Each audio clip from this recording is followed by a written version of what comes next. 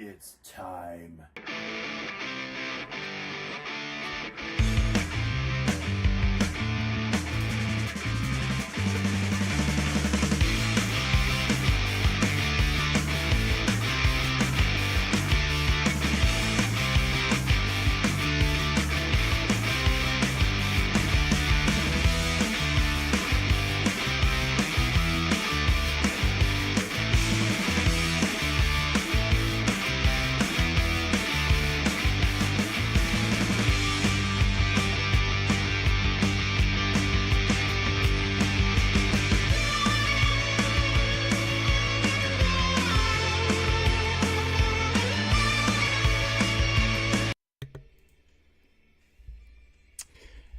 All right.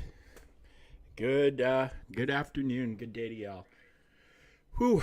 We did a long one yesterday.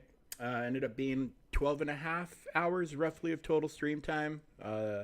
After I got all the damn technical issues resolved, we did 9 consecutive hours streaming Galaxy Heroes and started a playthrough on Cyberpunk. Did all kinds of stuff. And we're back. We're going to be going for a while today. Going to do TB on both accounts, Conquest on both accounts, but we're going to start out talking about this here kit reveal. The Great Mothers, as seen in the Disney Plus series, Ahsoka. All right. So we know their name, the Great Mothers. Their dark side. They are Night Sisters, Dark Side support leaders. Okay. Grey Mothers are an elite Marquis, a rare type of unit that has more power than a typical Marquis, but at the same accessibility. So, it is going to be a Marquis event. Cool deal. I was very concerned.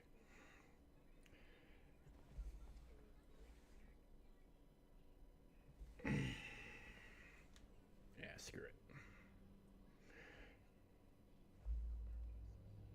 There we go. Okay.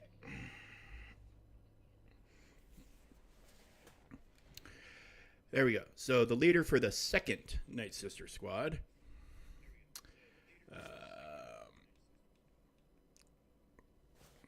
Apparently it's Meathead's new favorite Night Sister squad.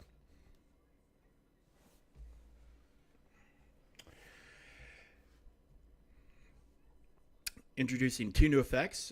Blessed for an ally and Doomed for an enemy. It's the second large unit to come to SWGOH. Excellent. These 3 are always on screen with one another, and all of their abilities seem to involve all of them working together, so it didn't make much sense to have you collect each Great Mother individually. Okay? In order to support having 3 in 1 with the Great Mothers, we were lucky to have pre-established the large unit tech with Jabba the Hutt. So they didn't have to be all mashed up together in order to fit on the battlefield. The names of the Great Mothers are Clothau, Actropaw, and Laxus, and they are very much based on the Greek fates. Okay? The fates would spin a thread of a person's life and manipulate events by manipulating the threads, eventually cutting it at the end of that person's life. This is represented on the hoods of the Great Mother's wear.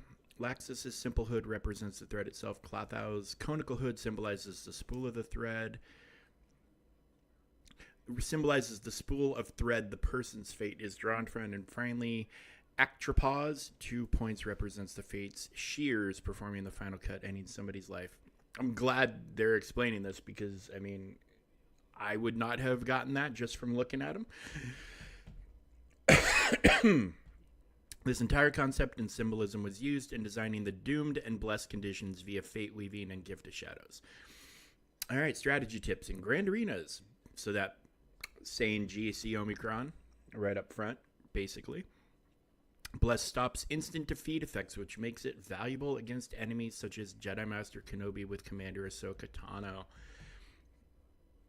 Doomed enemies lose their protection, making Great Mothers excellent against teams with a lot of protection and protection recovery. Okay. So we're seeing, to me, it's kind of, we're getting some instant defeat protection from, a la Ray. Doomed enemies lose their protection, so kind of like linking with C. You know how you can end up stripping protection off people completely. That's pretty cool. Blessed allies can target doomed enemies, so you can quickly defeat weak enemies without worrying about taunt. So we have a way around taunt.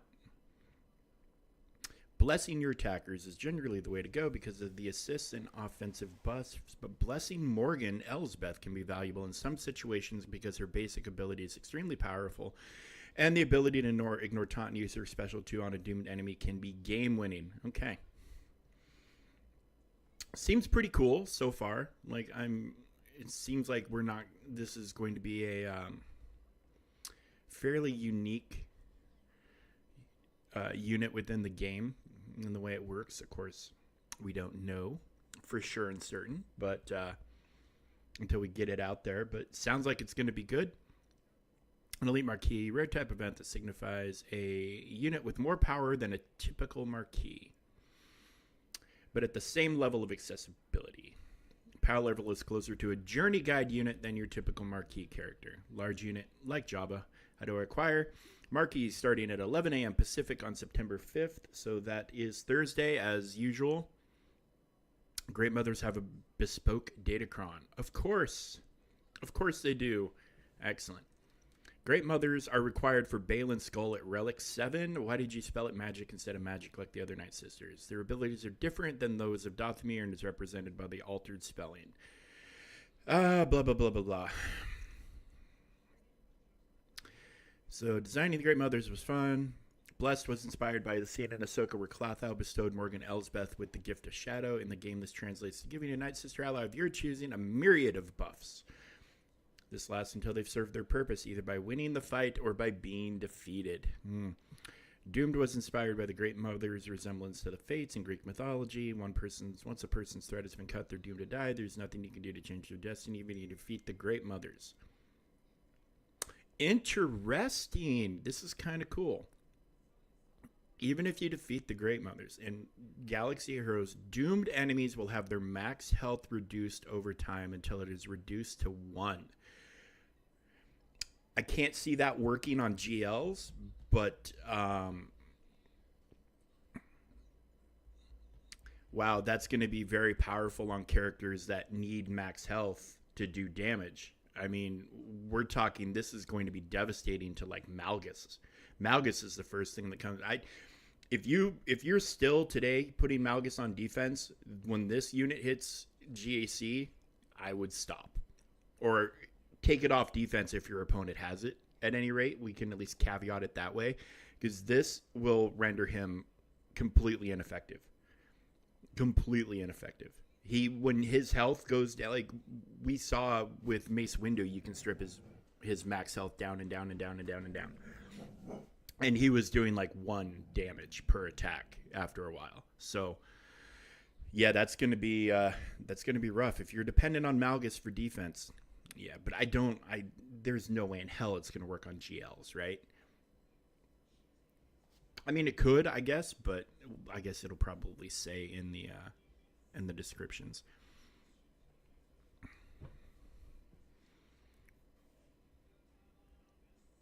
Okay, so yeah, these effects are going to be rough. All right. Great Mother's question submission link. So if you have a question, you can submit a link or submit a question through this link found in the forums. And that link is up here if you want to go check out. Probably help if I copied the whole thing. If you want to check this out yourselves.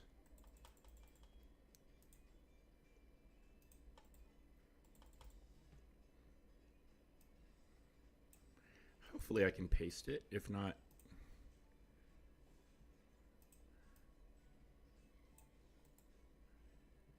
copy. It's not letting me paste it. Anyways, do a Google search. It'll come up. Because the new forums are kind of a mess to get to. Abilities, basic with a Zeta. A basic with a Zeta. Okay. Deal special damage to its target enemy. If the target enemy was doomed, inflict tenacity down for 2 turns and lose 20% max health, stacking until the end of the counter, which can't be evaded or resisted. Otherwise, inflict ability block and speed down. Blessed allies gain foresight, and non-tank blessed allies gain stealth. Okay.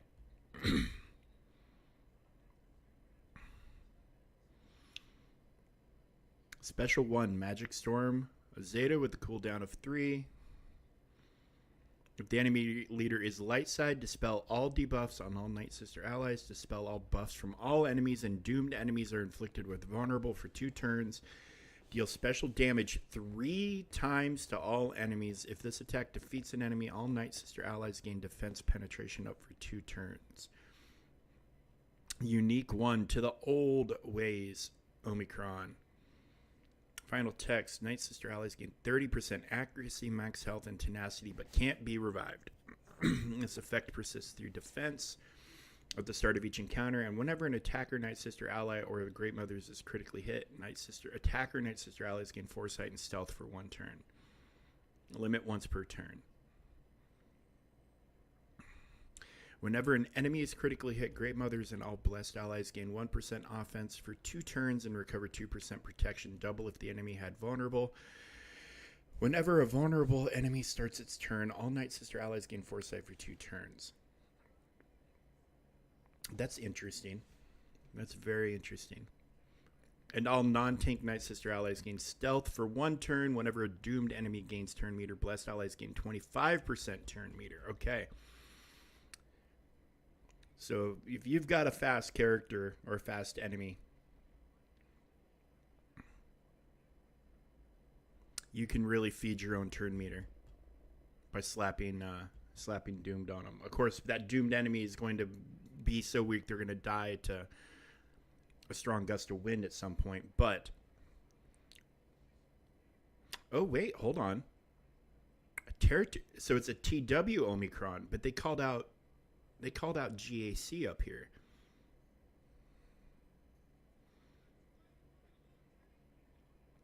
Interesting. Where was that GAC call out? In Grand Arenas. Oh, they're just saying, I mean, that's going to be useful everywhere, but it's a TW Omicron. I thought that call out was for Grand Arena. Interesting. Okay, so it's a TW Omicron. So that makes it less important right off the bat. GAC Omicrons are typically must-haves if you're planning on running the unit, but TW is a little more optional. I mean, your guild will probably dictate if it turns out to be amazing, and it looks like it's going to be good, but it's two TW Omicrons. Okay, blah, blah, blah, blah, blah. We did that. While in territory wars, whenever a vulnerable enemy is critically hit, Great Mothers and Blessed Allies gain 5% turn meter. The first time any other Night Sister ally is reduced to 1% health, they will dispel all debuffs, gain Blessed for 2 turns if they didn't already have it, and damage immunity for 1 turn. Recover 100% health and protection, have their cooldowns reset. They are defeated when Blessed is removed. If they were already Blessed, they have 200% health steal and gain 20% defense and offense. This effect can happen once per battle. Leader, Threads of Destiny, Omicron. Night Sister allies gain 30% defense, max health, and 30 speed. If all allies are Night Sister at the start of the battle, at the start of each encounter and the end of each turn, if there are no enemies inflicted with doom, Great Mothers dispel ability block from themselves, gain the granted ability Fate Weaving, and take a bonus turn. During the bonus turn, Great Mothers can only use Fate Weaving. Great Mothers can't use Fate Weaving 2 times in a row. The enemy leader is light side. Dispel stealth and ignore taunt effects while using Fate Weaving. If all allies are Night Sister at the end of each turn, if there are no other allies with Bless, blah, blah, blah, blah, blah. Great Mothers remove ability block, gains the granted ability Gift of Shadows, and take a bonus turn. During this bonus turn, Great Mothers can only use Gift of Shadow. Doomed enemies can always be targeted by Blessed Allies and the Great Mothers. Fate Weaving. Target enemy is inflicted with a stack of damage over time for 1 turn, and doomed for the rest of the encounter, which can't be copied, dispelled, or resisted. Protection is disabled, and they can't stealth. Lose 20% max health whenever this character ends their turn until the end of the encounter, and they can't revive. Raid bosses and Galactic Legends lose 5% defense per turn. Yeah, that's kind of that's interesting.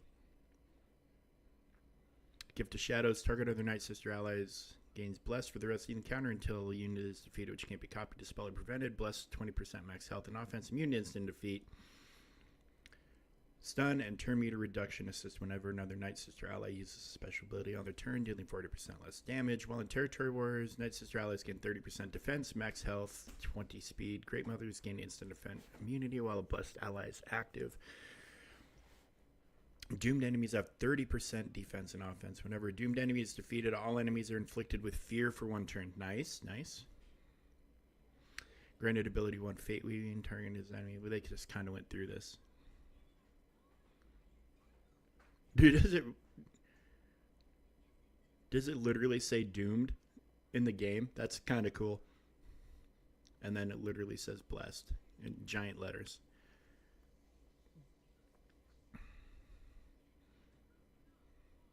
Great Mothers will not be required for GL Ahsoka. Okay. So, required for Balin, not required for Ahsoka. They look pretty good from the get-go. They've got a lot of interesting effects, and hopefully they make Morgan a little more useful. Curious. Whatever team they're going to give us for the event will probably be close to the team we're going to want to use. Obviously, Morgan needs to go with them. It's the other two. Is it Spirit and Acolyte, Spirit and Initiate, Spirit and Asajj? Lots of options. Lots of options. I'm not sure Asajj can be stolen from the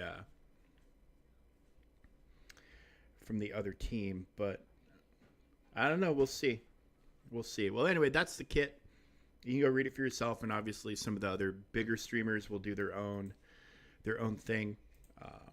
So we'll go ahead and get going on what we were planning to do today anyways, which is Conquest, TB, whole 9. I still need to do that. Credit heist. It's the most wonderful day of the month. 5 million. Love a good credit heist. I mean, it would be awesome to get that 10 milli just once. Just once. Earn 7-star home 1. Don't know if I'm able to do this or not. Yeah, good Lord. The A10 Warthogs are out having a good day today. They've just made their... Normally, when they fly over my house, which they do, maybe once a month or so, they do it once. It's 2. It's 1 goes, and then about 10 seconds later, a second one comes by. This is their 3rd pass over my house today. So 6 times. 6 total passes from 2, I'm assuming that's same 2 A10 Warthogs. This is my favorite plane in the world. Yeah, I'm not quite ready to do that. I need a few more ships. Speaking of that, let's go check the stores real fast. Beautiful. Hey, look at Wedge Antilles' ship is 7-starred. I can go after 7-star Chimera very, very soon. Lovely, lovely, lovely. That's excellent. TIE Bomber's getting there. Hopefully within a week, 2 weeks, we'll have that one done also. Getting very close to TIE Advanced being done as well. Y-Wing is kind of lagging behind. I've really bad luck with those drops lately. Really, really, really bad luck. But Wedge's ship being done. Now I need to get Wedge up, of course, but that ship being done is outstanding. And I hate spending $1 million, but we got to do it. Also, I'm going to need to spend another $1.5 million to get him to 85. Ouch, ouch, ouch. And then we're getting close here, too.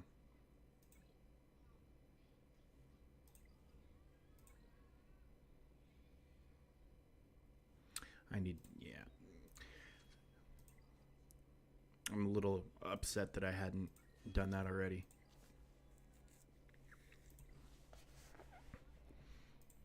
So we're getting close. Once this gets to 6 stars,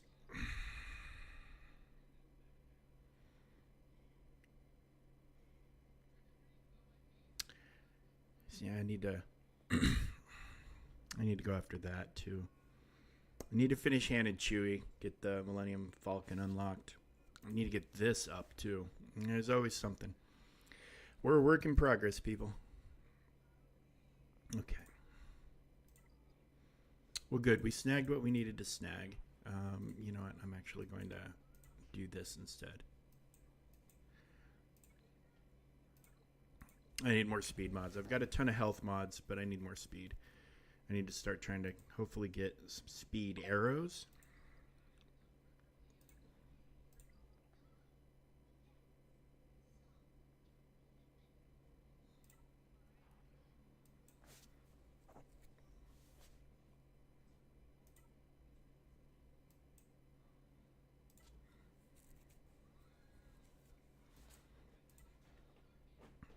I need to start farming Ewoks too, because I'm going to need to go after 3PO sooner rather than later. So I'm going to need an Ewok squad. And I'm going to need Nisa and Wicket for Leia at some point anyways, so it's not the worst thing in the world to have to farm them. But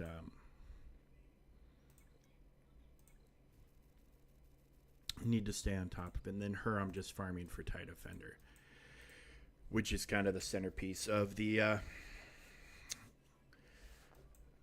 Chimera. Of course, I'm not going to have Interceptor because it's a freaking Conquest unit and I can't do Proving Grounds. It's a whole thing. It's a whole thing, people. Oh, this is kind of cool. Ewok, Scout, and Elder double drop on the same node.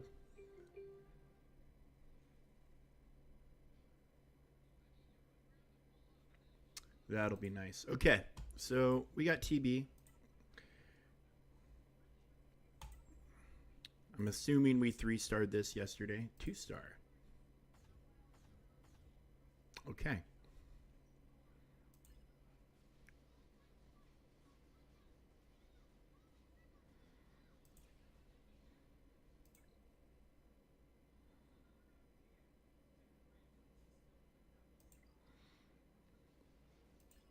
Platoon assignments haven't gone out. Or we're just not doing platoon.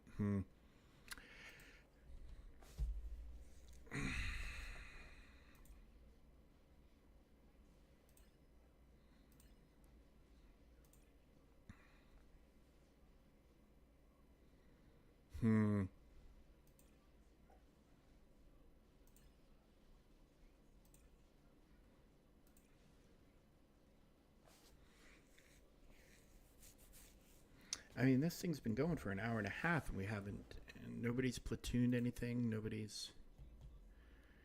Only one person has really done any fights. I mean, I can just do the fights and then platoon my leftover characters and then deploy somewhere. It'll probably be what I'm gonna go ahead and do.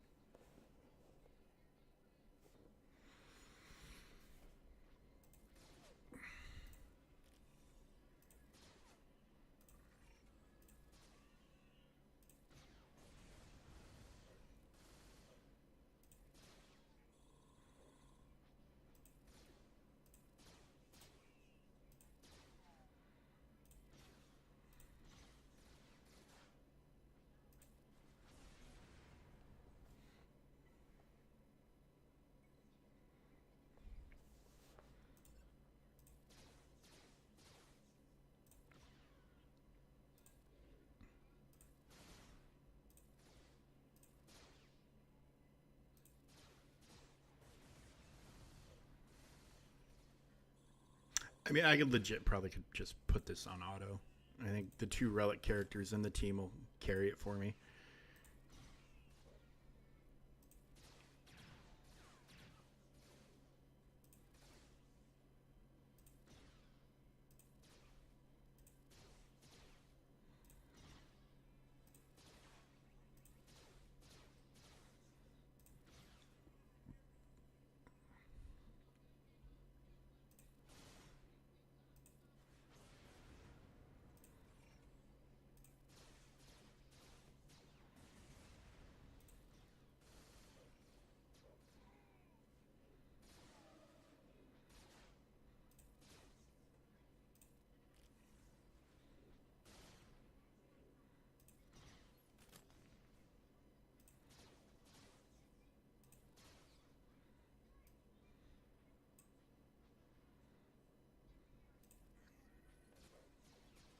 Yeah, well, that lasted a long time.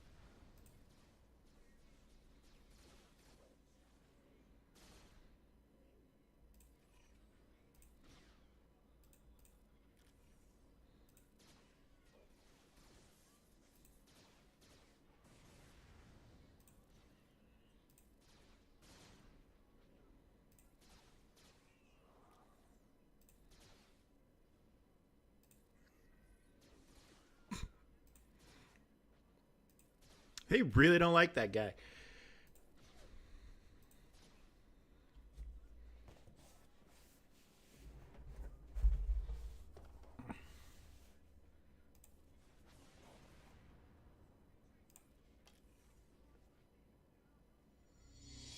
Snooch to the nooch.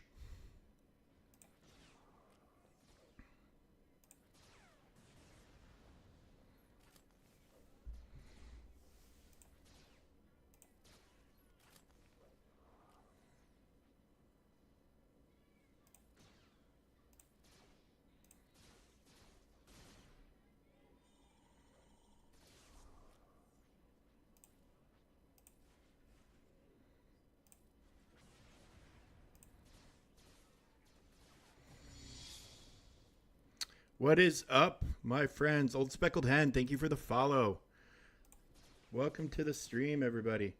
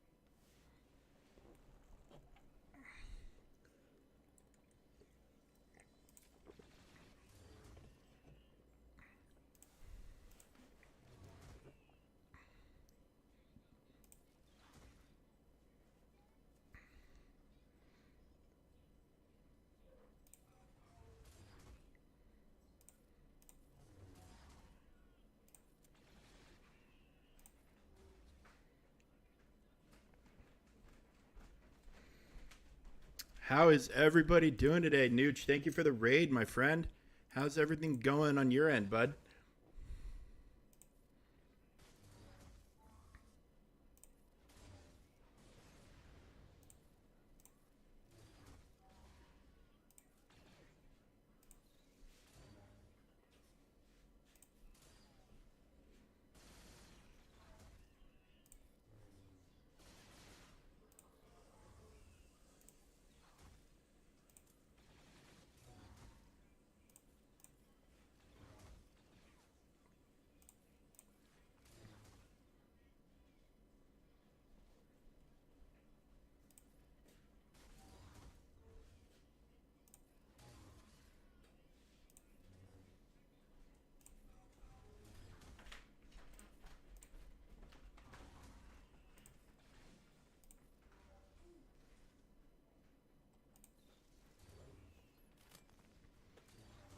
So just doing TB on the baby account, and then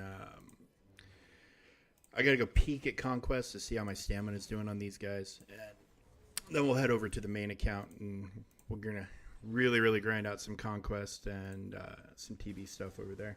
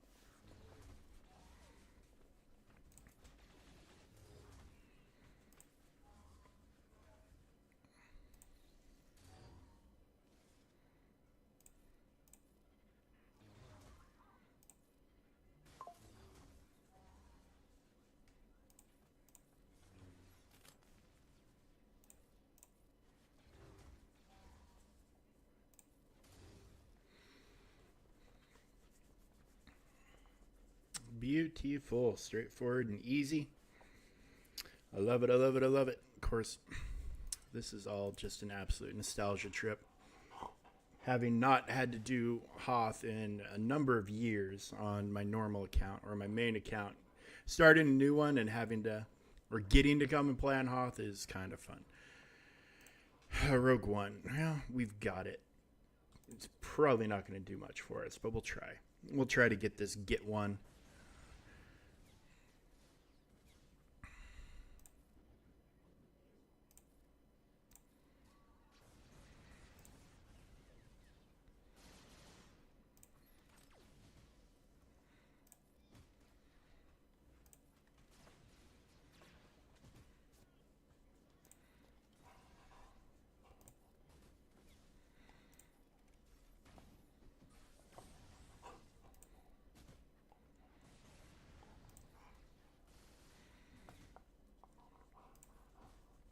This is a different team without Admiral Radis, I'll tell you that.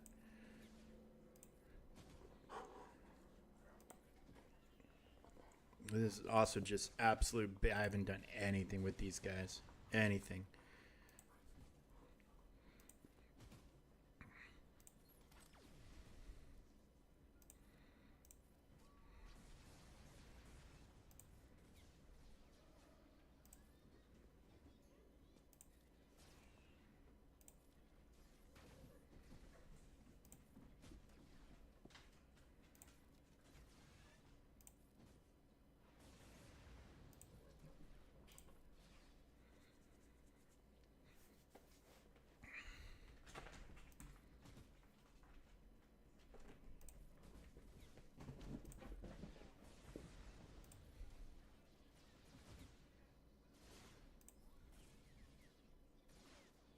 Oh yeah, it's been downhill in a big hurry.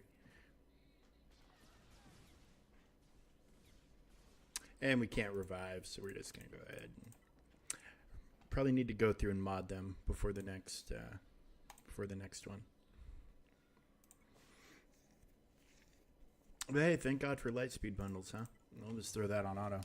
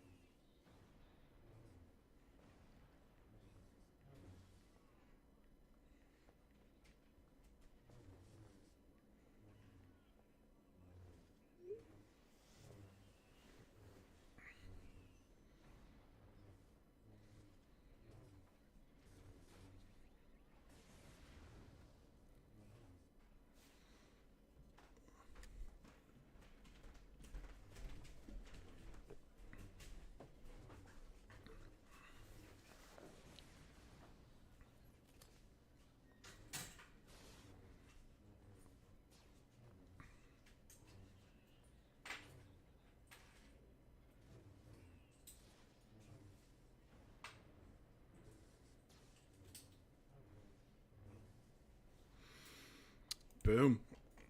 And that's TB on this account for the day. We will be, we'll head over to the main account in just a second. I'm just going to plop whatever I can plop into platoons.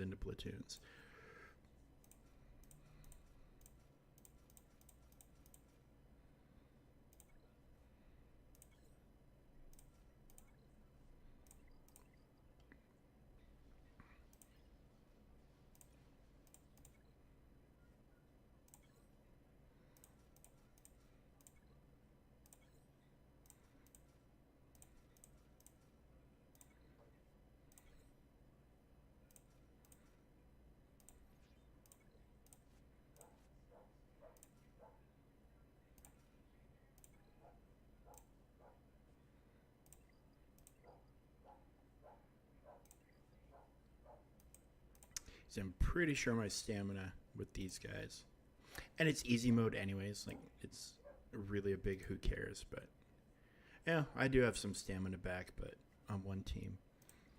But my energy hasn't recharged. 24 hours of not playing Conquest on this account, and my energy is still not fully recharged. And I didn't even use it all. But we'll get hopped over to the main account, where Conquest matters. Because the crappy part about easy mode Conquest is, one, it's not that easy. Two, you get 0 shards for anything. They're not even available to purchase. So you can't even start to try to pretend to make progress towards any of the Conquest characters until you're at 4 million. It's a weird gatekeep.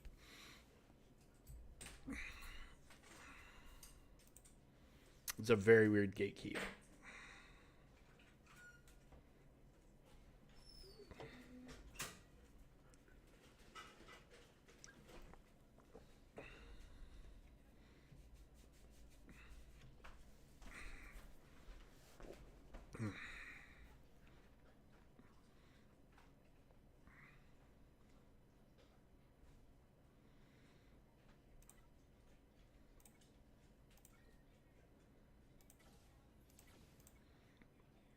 But hey, it's a good day.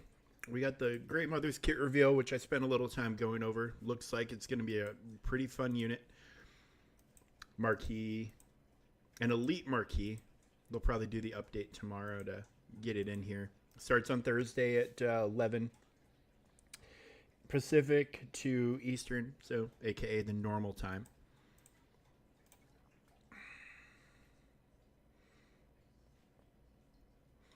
So we went pretty hard in the paint yesterday. Did all of these sectors, got most of the feats done, and started off here.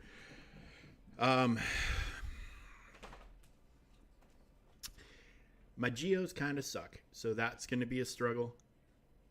But these others, we should be able to cheese our way through, I think. And global-wise, we actually knocked out quite a few of the globals yesterday. We should finish this one today and then make some more progress on both of these, I would suspect. Because if I'm remembering right, I want to say Imperial Remnant. One of these, I got progress from something. I just can't remember what, but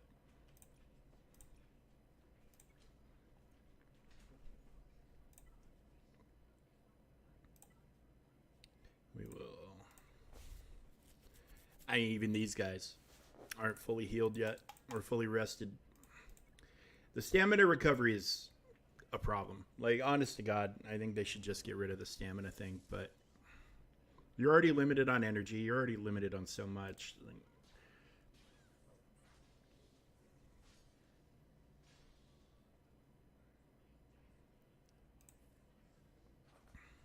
And we need to get retaliate from him. So we need to try to not kill these guys for a minute till he gets his turn. And retaliate is right here. So actually we need to maybe try to get him a couple of turns, but otherwise it's going to take 15 total battles. I mean, it's not the worst, but... Oh, and then, of course, I AoE, because I'm not paying any attention.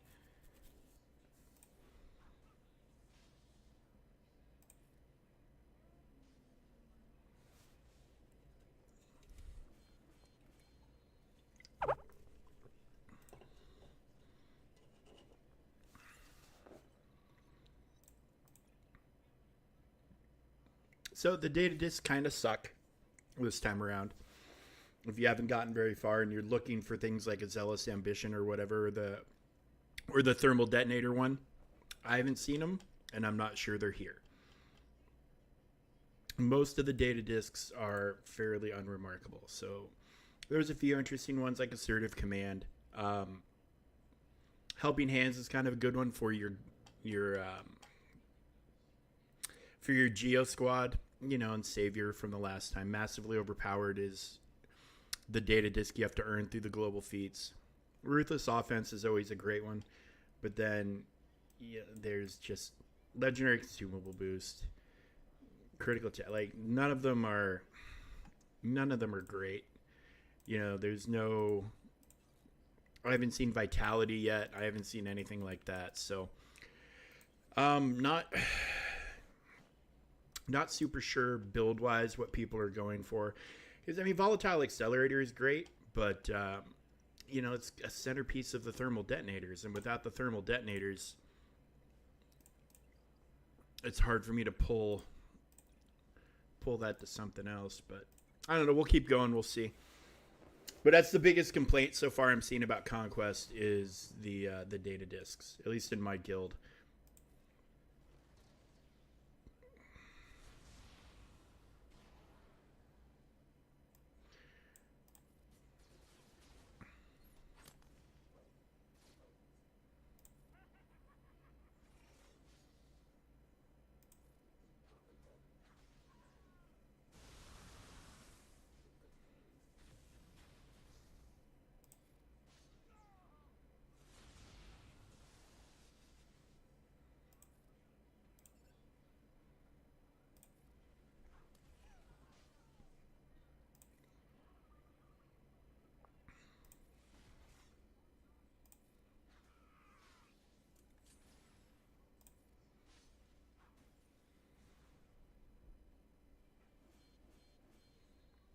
Might have to do the cooldown disc or the cooldown consumable to make that go faster.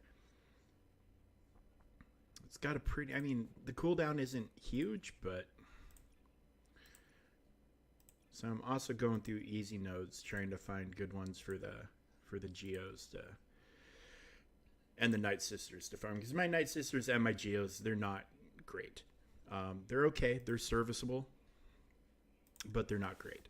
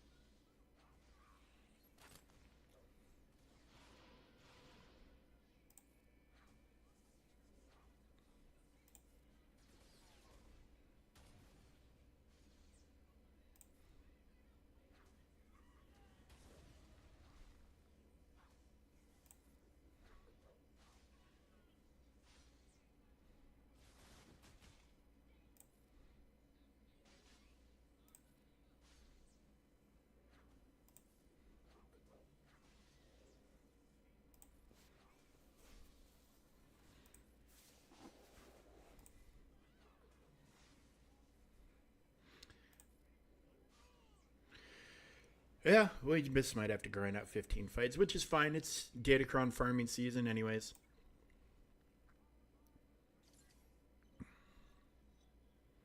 Geos could probably do okay farming that node. It's Night Sisters, I think, if I'm remembering. Yeah, we got Night Sisters and Seps, so... We're coming up on here. Win with Morgan surviving, win with Captain Enoch in your squad, okay? We can do both of those.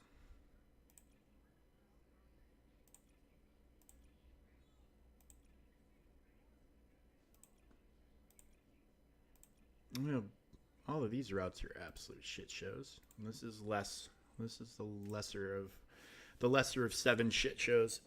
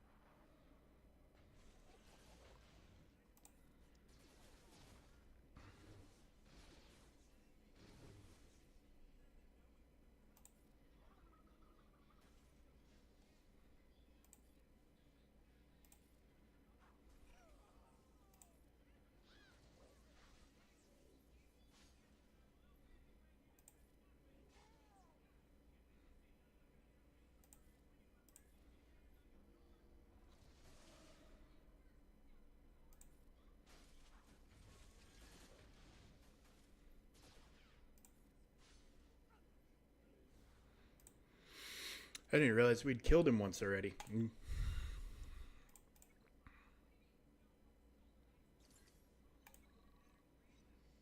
Yeah, it's just you're just gonna have to grind it out, I guess.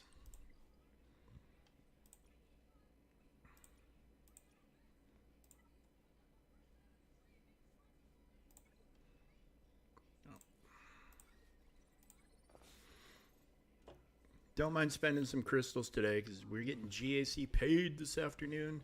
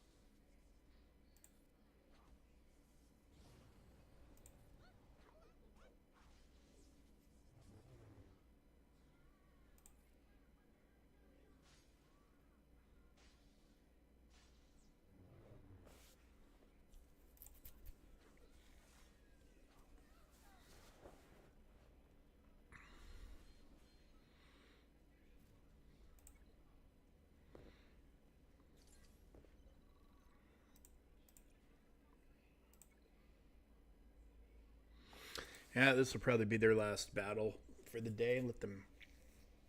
Let them rest up a little bit. So far in each sector, there's been a Gungan feat. Um,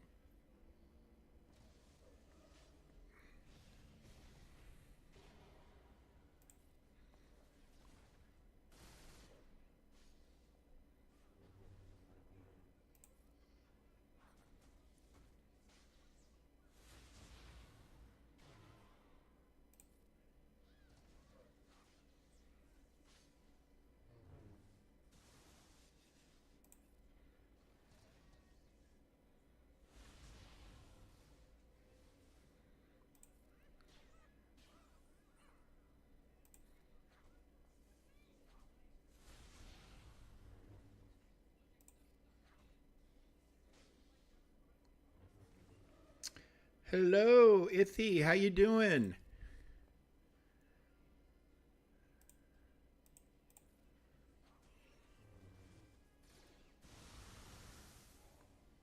Ouch.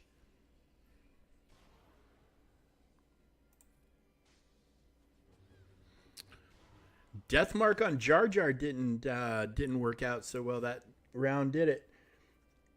Doing all right. Just grinding Conquest, you know, um, and waiting for platoons to be filled in territory battles so we can start doing some stuff there. You know,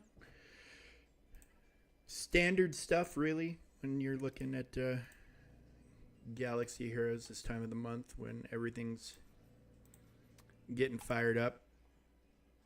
Well, they were down to like 40% stamina, so they were getting pretty weak, pretty slow. Plus, that battle looked a little glitchy because they were doing a lot of moves, and it didn't seem like a lot of stuff was landing for whatever reason. It doesn't really matter who I. Did you? It could have just been bad RNG. It happens.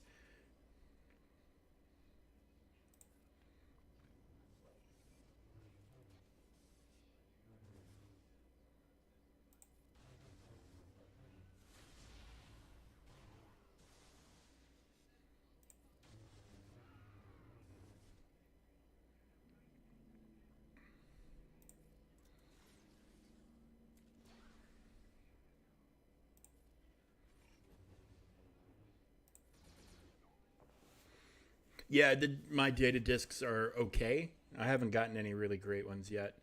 I don't think there are any great ones in this particular conquest. Ooh, overcharged speed booster. Always like to see that.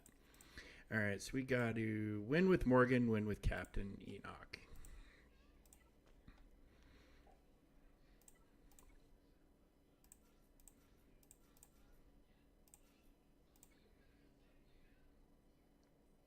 Yeah, no zealot's ambition that I've seen. Yeah, it's pretty crap.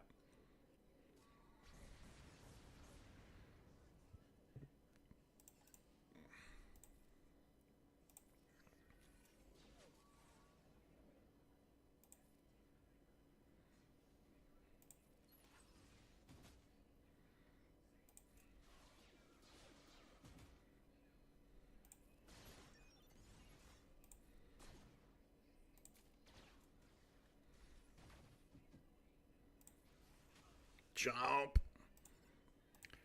chomp. I don't think we're gonna be able to chomp anybody else.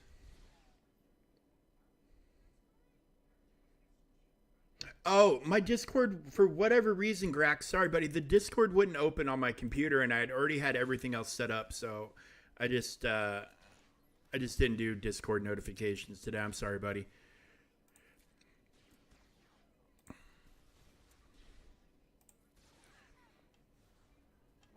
Yeah, if I had restart my computer, it probably would have fixed it, but I had already like was almost live at that point, and was just like, eh.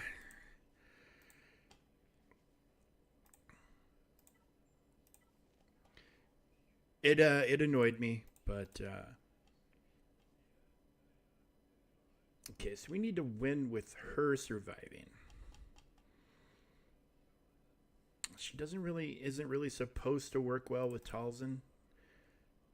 Maybe we'll do this. Is it Acolyte that needs to survive? I think it's Acolyte that needs to survive. Yeah, the Great Mothers look cool. They look really, really cool. I'm excited to try them out.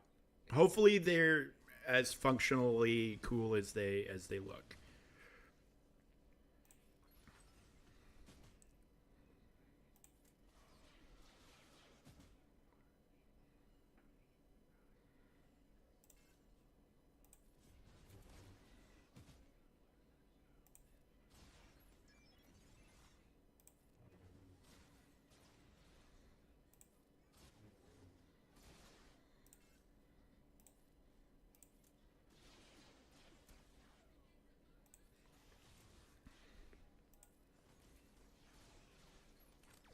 Yeah, their effects are pretty freaking nuts.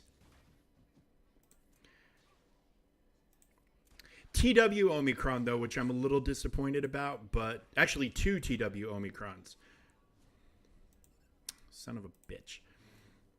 Goddamn radish.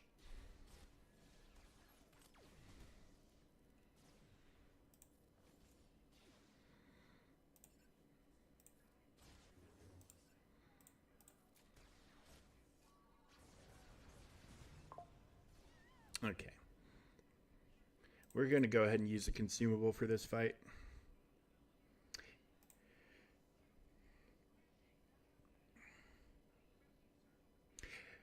Yeah, that's for sure. That's for sure. I'm more curious what their best squad is going to turn out to be. That's my big. Sure, let's do an overprepared. Let's do health and let's do defense. There we go. Just to get this feat done. You remember back in the day, and by back in the day I mean like 2 conquests ago, when these would last for 2 battles instead of 1. Pepperidge Farm, remembers? Yeah, it's gonna be Great Mothers, her, and Initiate and Spirit, I guess, is probably going to be the best team. Although technically Ventress can go with that team.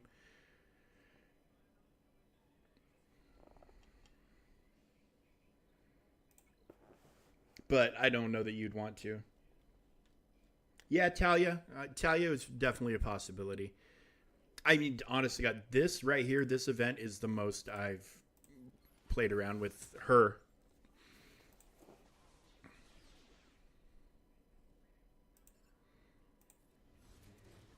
There we go.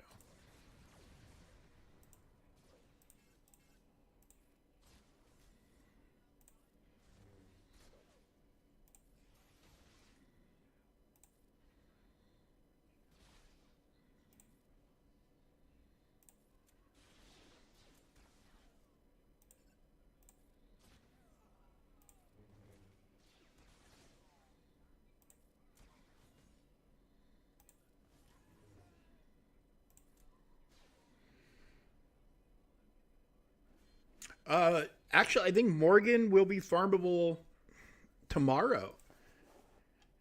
That would be about right. About a month. Morgan should be farmable really, really soon. It would not shock me if it's tomorrow. There we go. Oh, look, we got a battle with Acolyte surviving. Next week? Yeah, I can't remember, but I know it's very, very soon. And what are these? This is the same shit I've been seeing the whole time. The whole time. I've seen... Oh, look, a Vitality. Holy crap. Vitality is in the game. Look at that. Wow. That's amazing.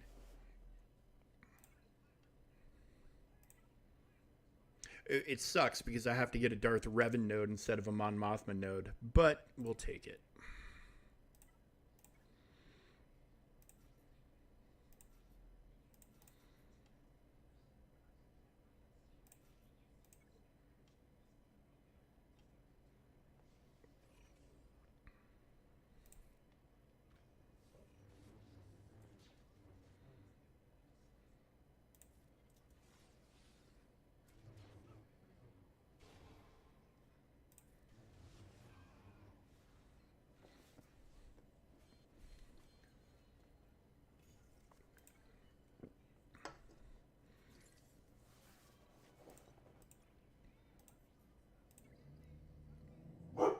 Teddy, stop it.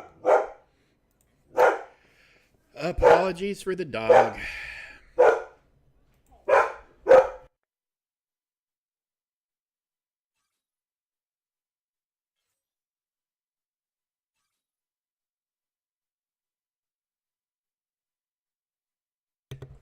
Sorry about that. The mail is here. We must be defended from the United States Postal Service at all costs.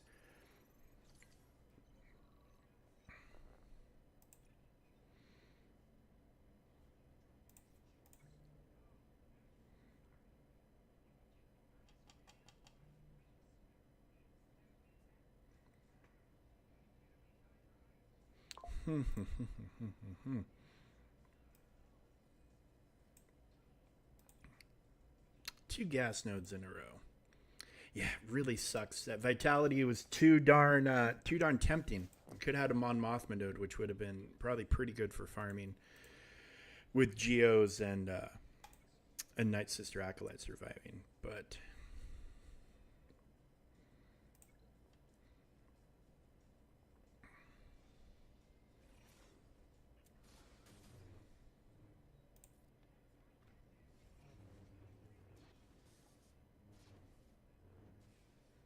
it's okay. We'll get our evasion, some of the evasion stuff going. The evasion down, working here.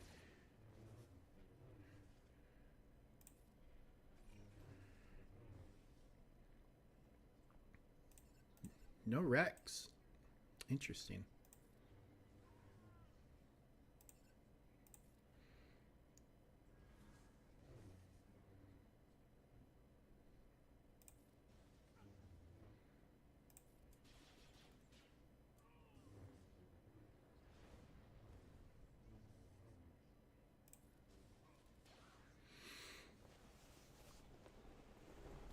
Yeah. Conquest units, more often than not, lately have turned out to be fairly game changing, um, which annoys me because, yeah, I do enjoy Conquest for the most part, but that enjoyment fades after the first couple of days, as I think it does for a lot of people. You know, you get the excitement rush of, oh, new thing, cool, we get to play. And then the annoyance kicks in with the feats and everything else. But Conquest characters in general, very, very powerful. Of course, we do have a couple of duds on record. Um, but I always try to at least get them day one unlock. And if for whatever reason I can't, I mean, I think you can. The feats, some of them are a little too grindy for my taste, and especially because the last couple conquests, it seemed like they'd really kind of reduced some of the grindy factors on on stuff like this, but ramped it back up for this one. Oh, no, Trench actually, I think, is underrated. He's not as, I guess, duds compared to other conquest characters, but some conquest characters like Bane have set a pretty high bar. Um, Trench is actually a good character. Cyana Django is actually a good character. But with the measuring stick of Conquest being held up against them, they're not. You know, compared to the other Conquest characters, I guess it's a weird way to look at it. But I actually like Cyana Django, and I like Trench. Trench has given me a lot of problems, and my Trench has given me problems. In TW, my Trench, not so much lately with the current Datacron sets. Maybe it'll change, but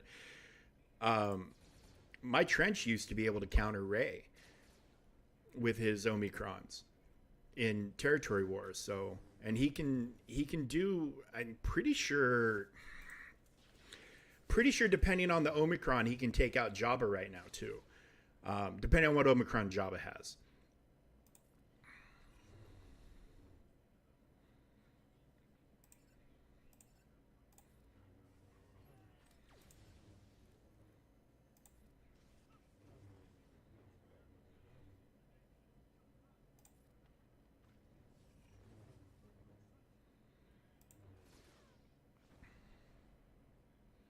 Yeah, yeah, he's very, very good for Zori.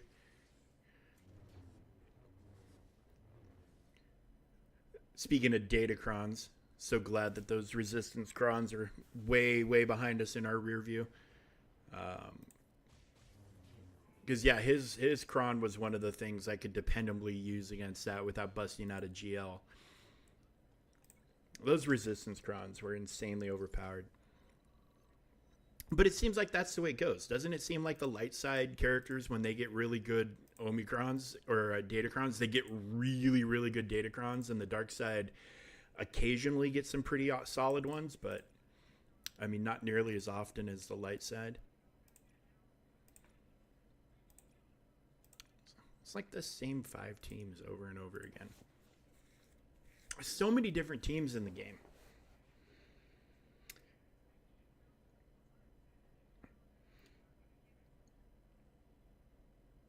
Well, yeah, J and K Kron, Padme Kron gets lumped into that. Um, yeah, no, the SLKR Kron was super welcome. Loved seeing that. Absolutely. Well, and we got the Inquisitorius Kron too. So I guess we got two super strong dark side ones in the cycle that's expiring tomorrow. Or the set that's getting, by the way, make sure you've got room for your credits when those crons get scrapped automatically tomorrow. You don't want to. Well, I guess they'll go into your inbox, but if you don't have room for them, but yeah, those crons are dead tomorrow officially. We got more good light sides. But yeah, that Moff Gideon one does look really scary. It does look really scary. I mean, Plows looks scary. Even Eth Koth looks pretty darn strong. The only level 9 right now I have is the Master Qui-Gon one, which I think they'll be good. I think they'll be good, but I'm not. My plan is by this weekend to be doing nothing but Datacron farming and then wrapping up feats while doing that.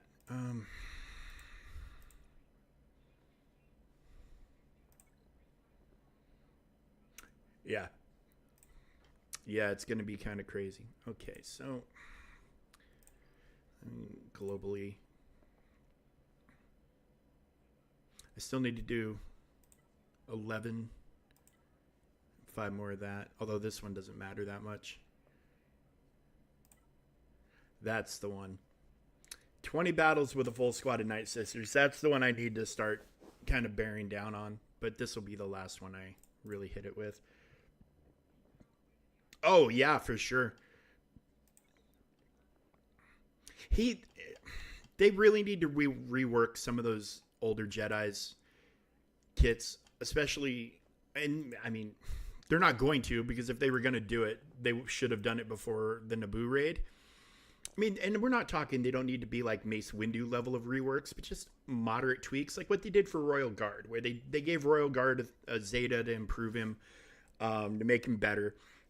Just some tweak to something to just make them a little more modern. That's all they really would have needed to do.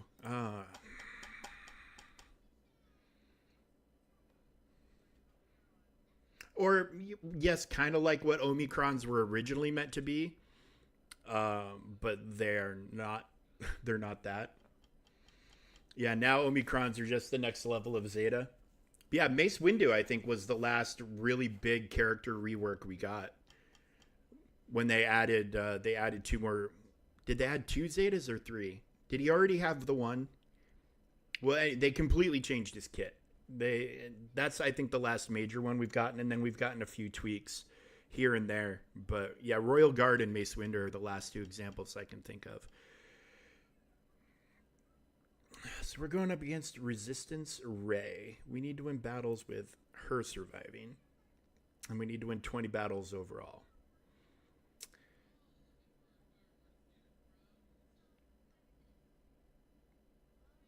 So I'm wondering if we can keep doing what we were doing previously. Oh, yeah. You're right. Gar Saxon and the Super Commando both got a little bit of touch-ups.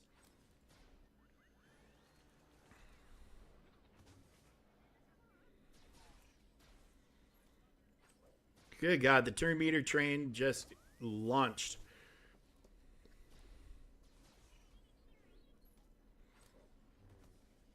And this is why I wanted a Mon Mothma or Phoenix or something to be able to farm these teams on.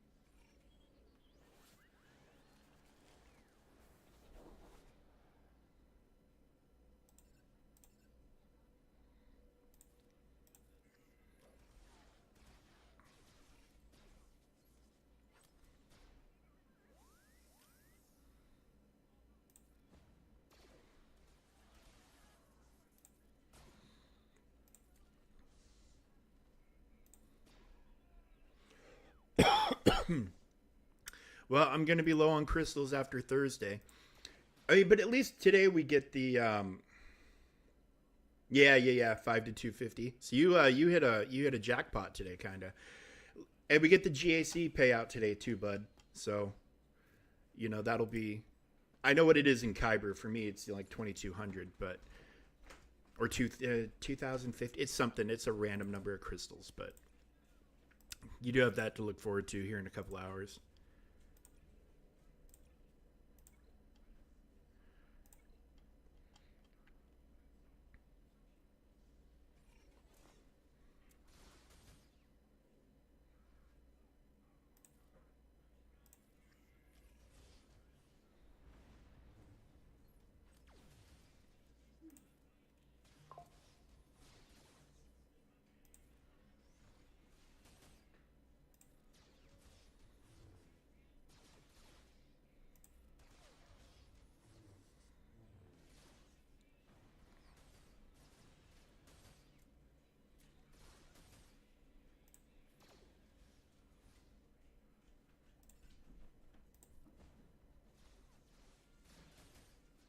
Oh, everybody was dazed. Of course they were.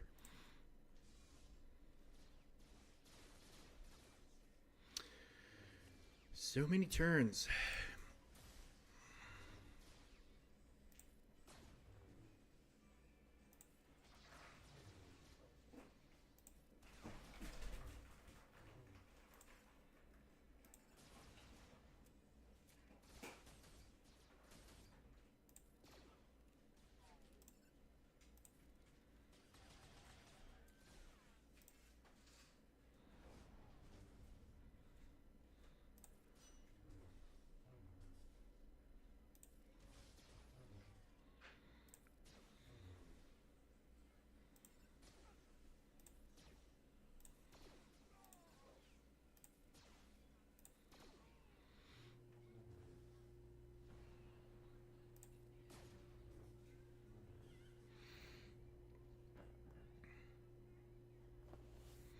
Do you have CLS?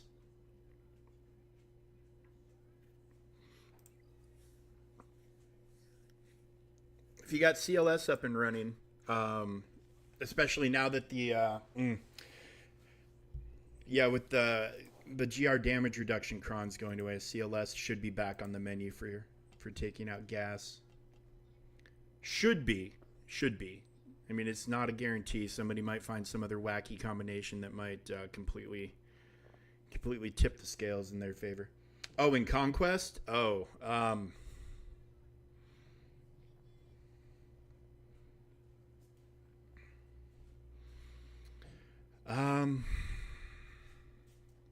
yeah, I don't know. That's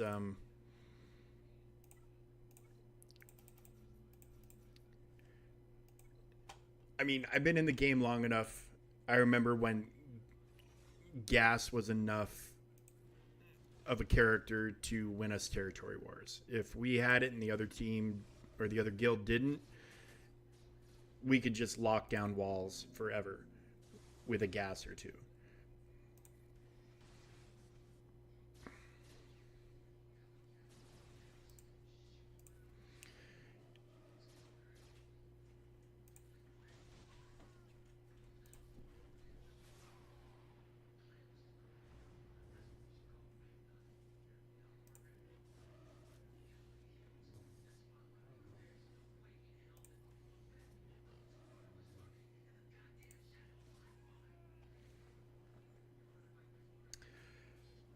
Um, all right, so minus taking SLKR off the table and not having CLS.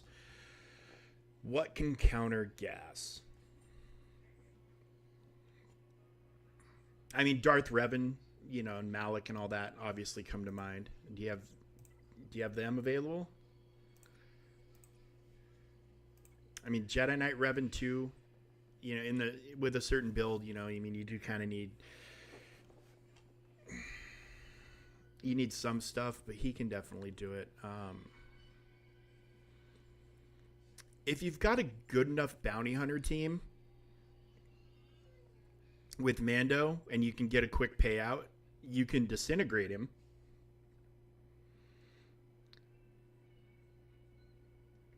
You can use Mando's insta kill to take gas out, kind of in the same way you would use Cat or Nihilus to do the same thing. You could go that route. I'm trying to think of non like conquesty, non legendary sort of things for gas specifically. Yeah, I mean, if you can get the payout quick enough and have Mando disintegrate him, that's definitely an option. Phoenix, do you have a good Captain Rex? It's not great, but it's doable. D12 Rex. No Sabine or Kanan Zeta.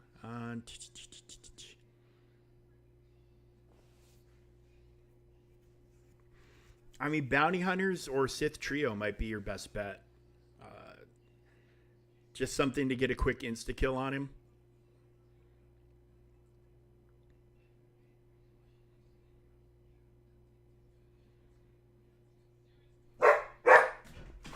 Oh, Sam's home. I'm muting the mic till Sam gets in the house. Eddie's too excited.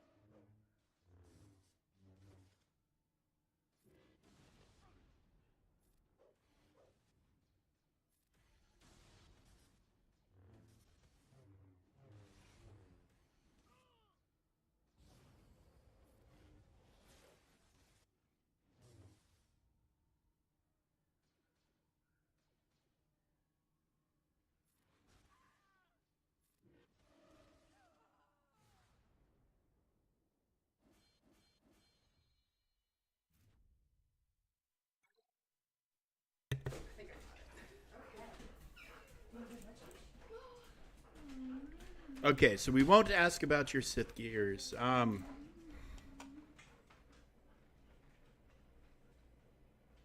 that's an improved version of the one that I have already, so we'll grab that.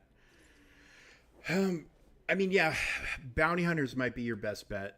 If you can get a quick payout and get Mando to disintegrate gas, you should be solid. What's the deal here?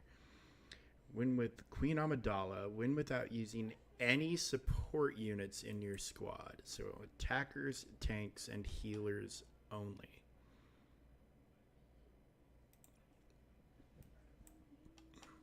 Okay, so we'll have to ponder that when we get to the node.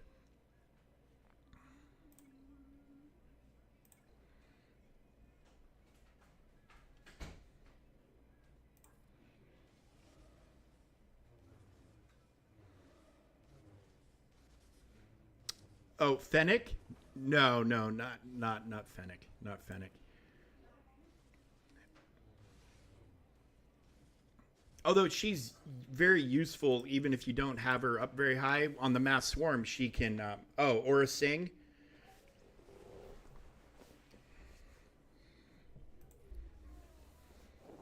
Yeah, I do. I never like. I see Arnold always busting her out for a lead for a quick payout. And I mean, I've never had much luck doing it. I either do Bosk lead or Fennec lead, depending on the situation.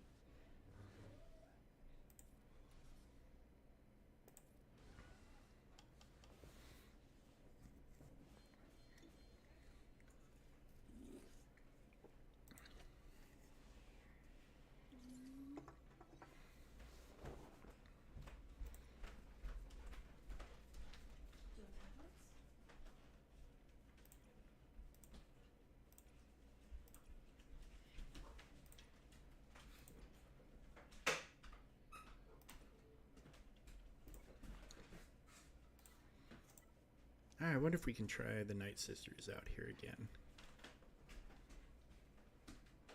They're going to be fast, but maybe we can get going.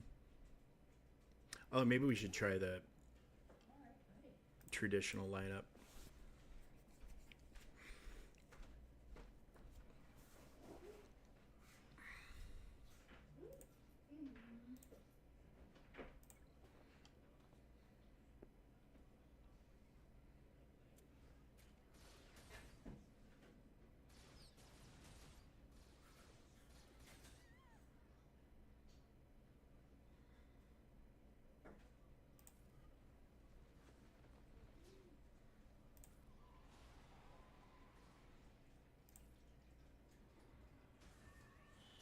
So much tenacity on this team.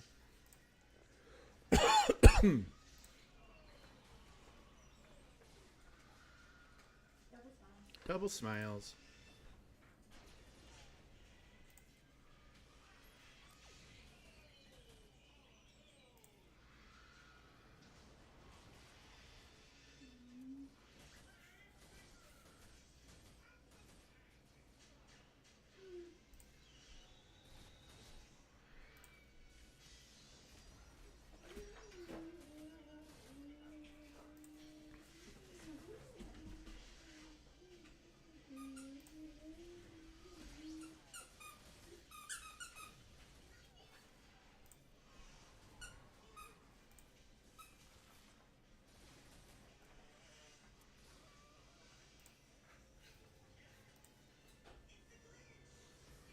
Yep.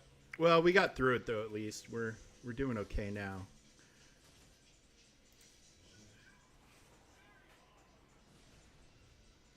Once she was able to take a turn and dispel all of it, we were much better shape.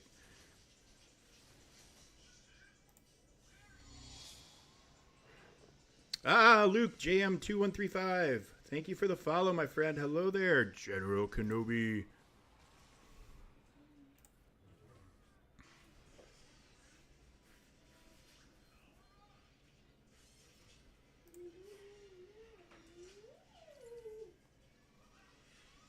All right, well, so we got a win with the Night Sisters. We didn't bring in Acolyte to survive, but I'm hoping we can find a just a solid node we can farm.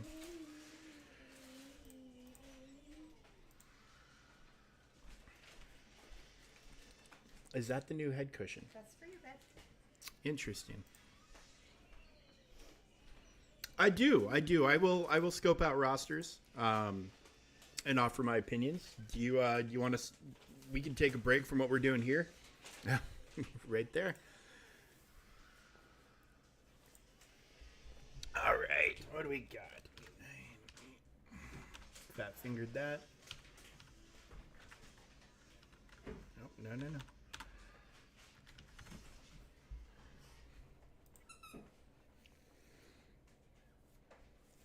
All right. Well, I mean, first things first.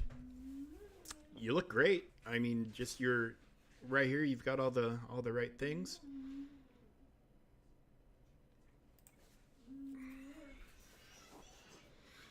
Got a JMK, an SLKR, Java, Kenobi, and Ray. What's your current project? What are we working on for your journey guide? Do you have a GL you're pushing towards, or are you saving up for Ahsoka? What are we doing here? QA Squad is your current project. Okay.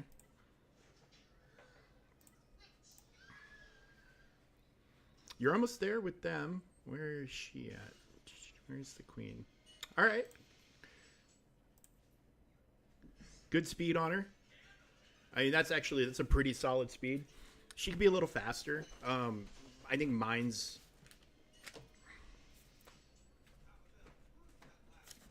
What did you get? A gift card to where? For how much? Okay.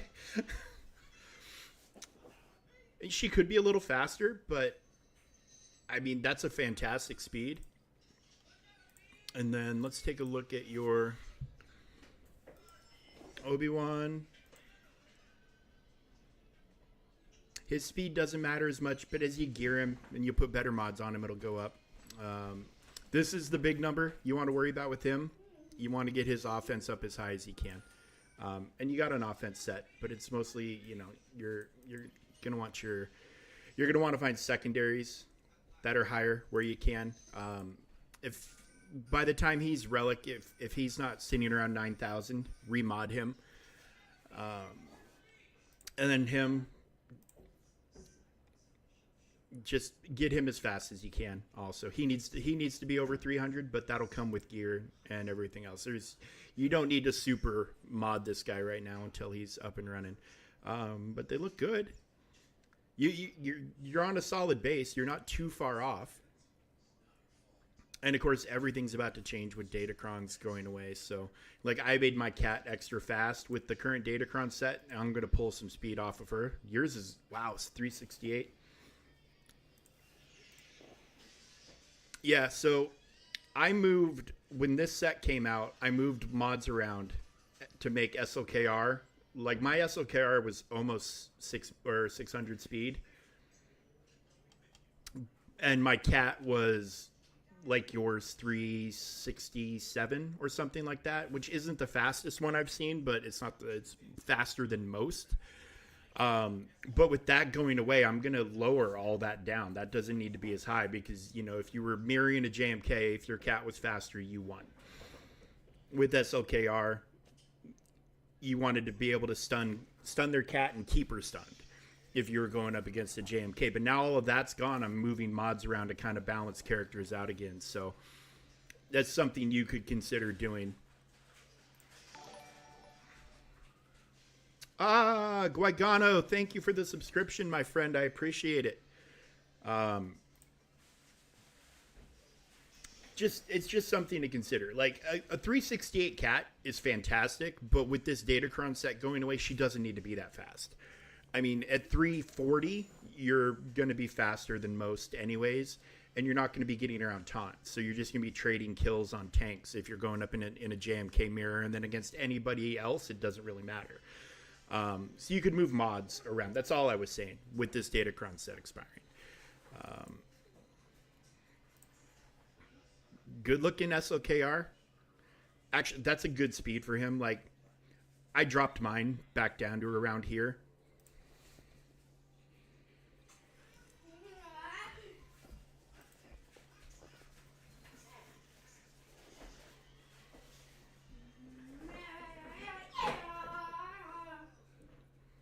Yeah, except Maul Mandos weren't countering JMK with this Datacron set in existence, because all the with this Datacron taking the assist damage to 1 just completely neutered. So you weren't dependent on the insta kill. It didn't matter.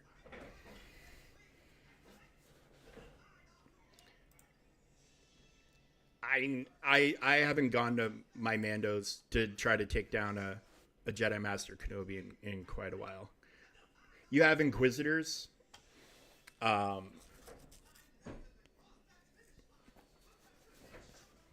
So, I mean, that's...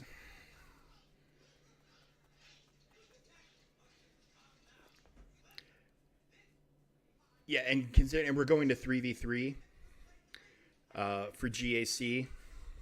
I'll probably be going back to using Bo-Katan against JMK, because the Bo-Katan Mandalore counter against JMK is fairly cheap as far as the JMK counter goes, and it's super effective. You eat the insta kill from Cat, whoever she killed revives. You kill Cat, you kill JMK, and call it a day.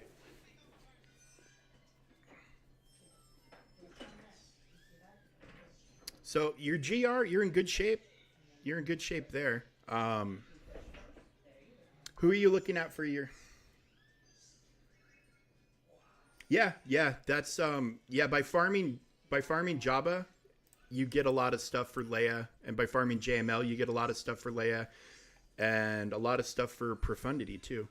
So you're probably... How's your Profundity looking? You're probably pretty close to that too, because you're gonna have Dash and Outrider and all that stuff going on.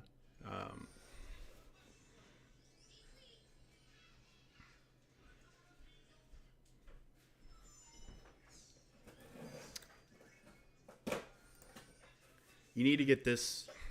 You don't need to get these guys super done up until you're starting to go for LV, but you probably will go for LV at some point. But this ship is too valuable. Once it gets to 7 stars, maybe that's what you're waiting for. Get these guys up and running. This ship makes Negotiator an absolute threat to everything. But your Leviathan looks great. Where's your...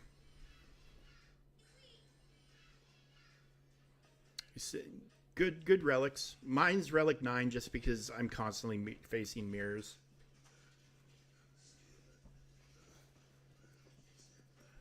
C's gear and relics, yeah. Yeah, because if you did Executor, you got a couple of his requirements. I mean, you look good. 10 million. You're not a bloated account.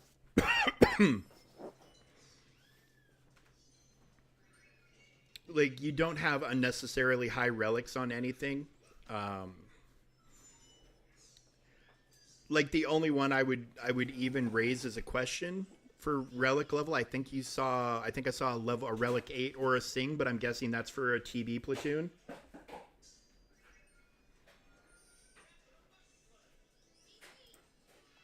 No, I haven't seen your Visa Smar.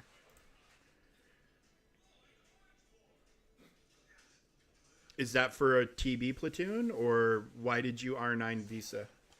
I'm assuming if you're carrying a character like this at R9, it's for a TB platoon.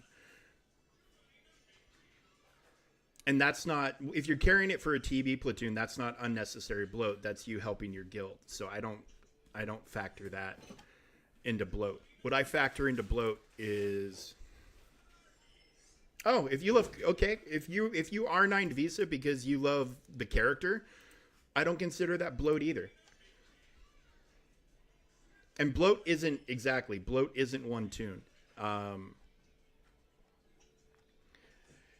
Like, if you were rocking R8 Ewoks, I would call that bloat because you don't need Ewoks above R5, except for platoons in TB. Nisa is the only one you need for anything, and that's because it's a GL requirement. Like, that would be bloat. If you were just relicking these guys to higher levels just to relic them to higher levels, I would call that bloat. If you were taking, like, worthless troopers that don't really fit onto a team, like, you know, if you're busting up veteran smuggler Han to R9 or veteran smuggler Chewie, like, or these guys, if you're getting them unnecessarily high when, you know, their niche uses at best, that's bloat.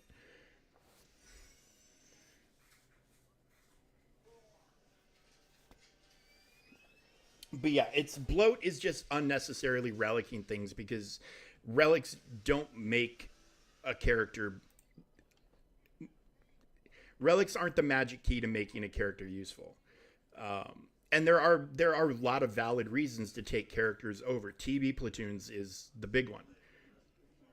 TB platoons is an absolute, like, I've got an R9 Cyana Django. How many of those do you suppose are in game? But I have an R9 because we needed one for TB platoons and I volunteered. You know, is that bloating my squad up? Probably. This is, I would consider your Gamorrean Guard a little bit too high, but he does plug in with Jabba if you need to move other characters around. So it's not the worst R7 in the world.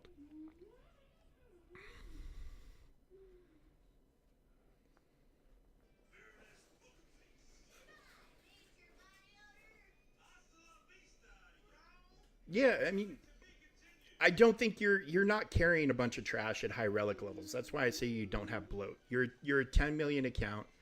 You've got 2 of the super ships. You've got 5 of the 8 GLs. You've got conquest characters unlocked. You know, you've got Third Sister. You know, you're not carrying crazy amounts of stuff at high relics for no reason. And, you know, frankly, everybody has at least that one character that they over relic for either a meme or it's because they're a favorite character. You know, there's nothing wrong with that. But I wouldn't consider your account bloated. I think at 10.3 with what you have, you're sitting at a decent level. You might be a little high, like you could probably have streamlined a little bit better, but this isn't affecting your GAC. Your performance is affecting your GAC. So like bloat's not really a big deal.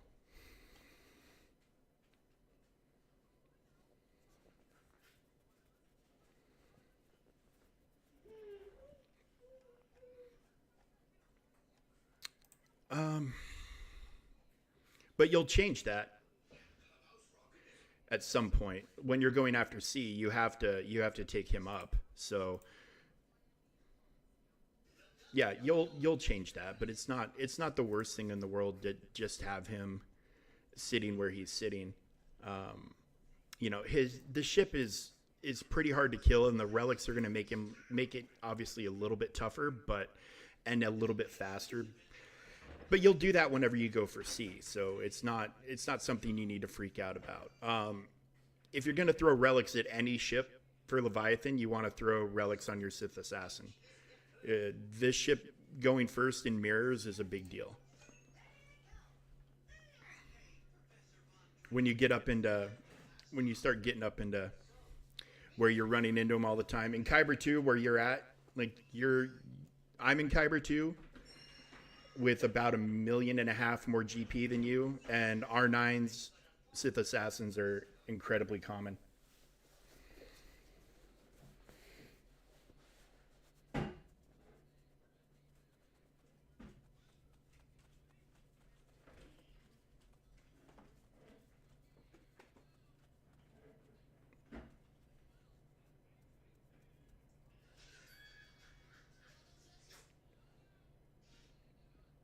They're not overrated though. If this ship goes first, it's putting with its basic. If the human's playing it, if the computer's playing it in a mirror, the ship is going to use its second special first. It's going to use instead of its basic. If a human player uses its basic, it's going to put foresight out.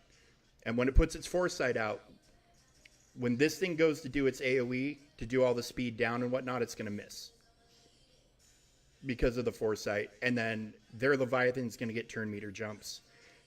And with no tank, I'm going to nuke this out, shut down your turn meter flow, get my thing out to stop your next reinforcement from deploying, and just pick you apart. I don't even need to do the ultimate to drop this fleet. The relics aren't overrated. They're important.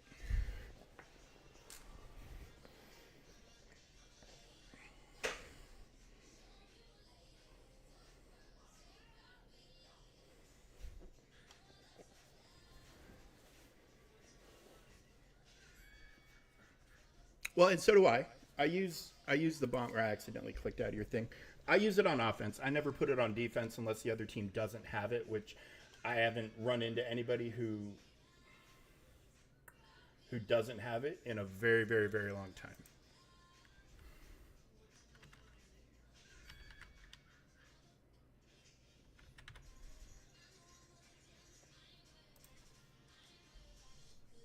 Wait, what the hell? Did I just randomly enter somebody's ally code, not yours? I randomly entered somebody else's ally code that wasn't yours. I mean, has somebody been criticizing you for your account? Are you getting shit from somebody? Because, I mean, I don't see anything wrong with your account. You know, characters I'm looking at random. Um, Like, I haven't seen a poorly modded character except for characters that are not relicked yet. And even then, the mods, aren't going to matter so much until you relic them. So,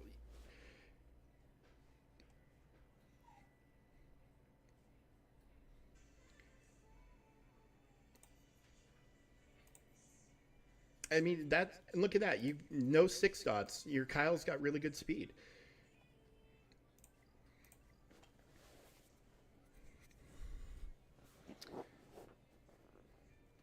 See, I mean, is somebody in your guild giving you shit about your account? Because I mean, you're in a really good spot. I don't see anything glaring. Like, I'm not looking at anything and being like, well, what the hell's going on here? You know, all your relics, you know, like, I mean, defense is different, but I've known it to be done. You know, like, it's not the weirdest thing in the world. I've definitely seen this before.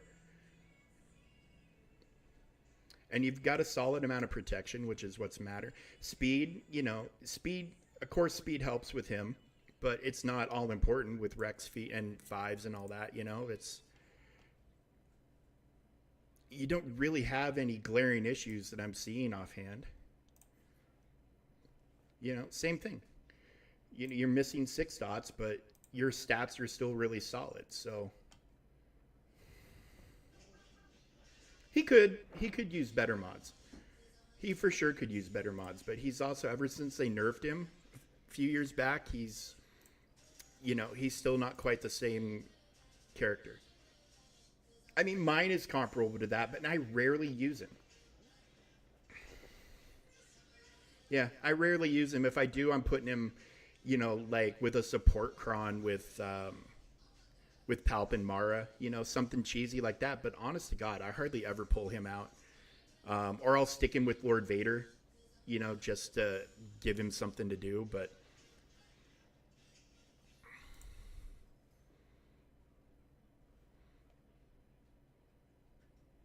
yeah, you got a solid amount of datacrons.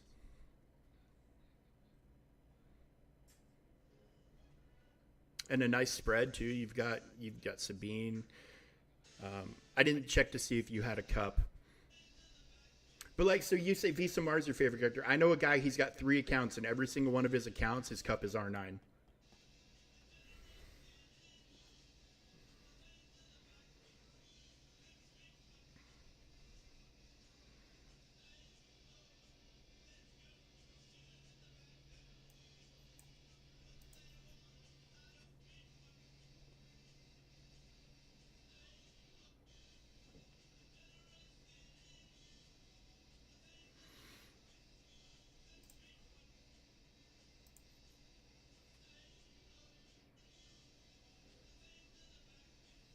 It's a shame you can't take this datacron and like fuse it with that datacron and pick your, because you've like, I like the dot thing on the level 3 for him, and I like this.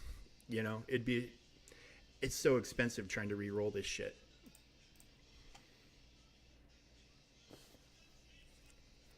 But yeah, I like the dots. The dot cron on him is awesome.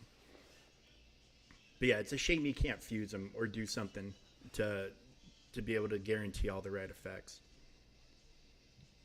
But yeah, you're gonna get a decent payout when these get deleted tonight. You'll be able to start working on these.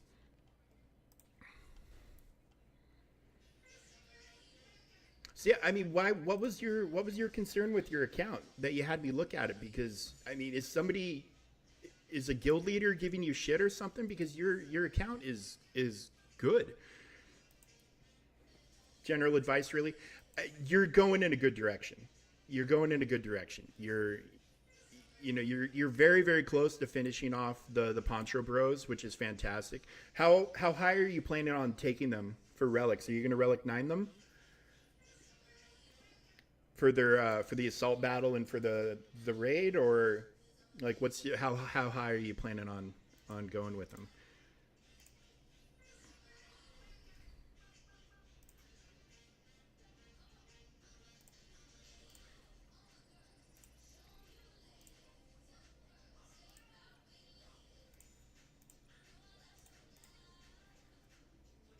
Cool. Good plan. Good plan.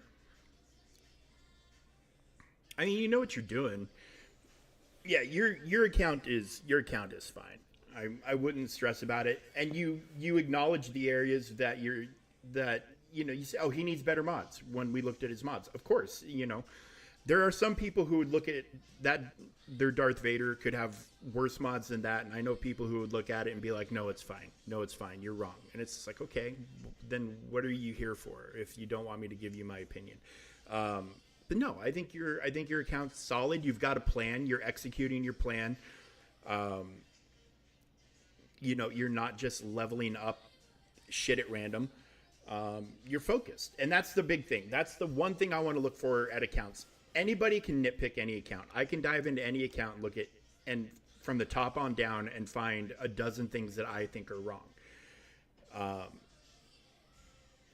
And so when you're looking at things like mods and you're looking at things like Zetas and relic levels, it's all very subjective because, again, at first glance, it's like, oh God, why is that character so high? Maybe it's for a platoon battle. Maybe it's their favorite character. Maybe it's there's a million reasons a character can have relics. And I mean, we've all seen there's accounts out there that have almost every character R8 minimum. Some of them, all of them R9. Yeah, but you're kind of doing it for the meme, Graxy. You're not asking somebody to be like, seriously, look at my account and help me fix it. Like you know what's what, and you're doing it because you can, not because for any other reason. But yeah, you acknowledge, you need to work on better mods. So I don't need to lecture or say anything about mods. I need to work on better mods. Mods are one of those journeys that there's no fast way to complete it. There's no good way. It takes time. It takes a little bit of luck. It takes knowing what mod is worth trying to pursue to a higher level and what mod you should just delete. And all of that takes time. It takes credits. It takes energy, and it doesn't happen overnight. So when someone says fix your mods, I mean, they're asking you to be, if I never say it, somebody fix your mods, like, it is a very broad statement because when you're saying, hey, fix your mods, that's not something they're going to be able to do right away. Now, they could remod and shift mods and reprioritize characters to go that route. But fix your mods is a journey that's going to take you a year, 2 years, and it's never going to stop. If you ever think, oh, I'm done, my mods are great, you're going to fall behind because there's always new characters coming out. New characters need mods. New characters need Zetas. Yeah, exactly.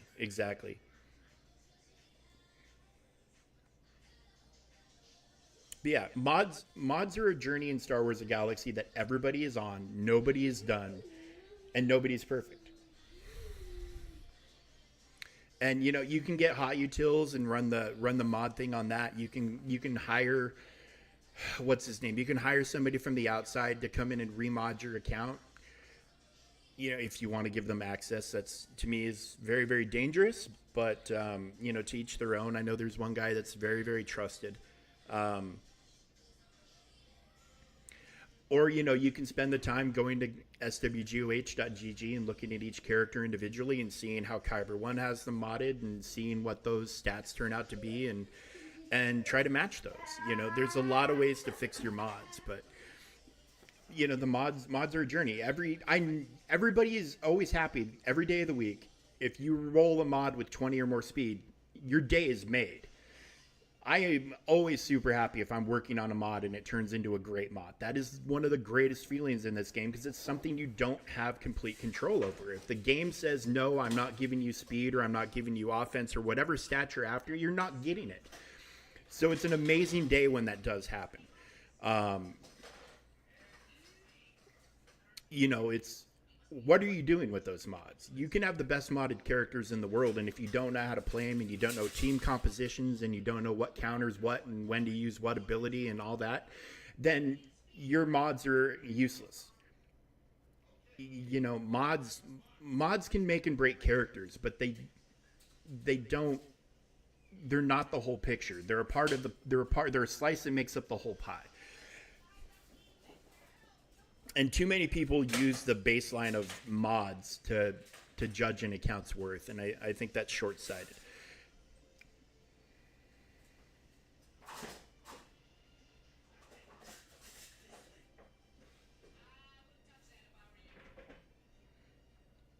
Oh, dude, let me tell you.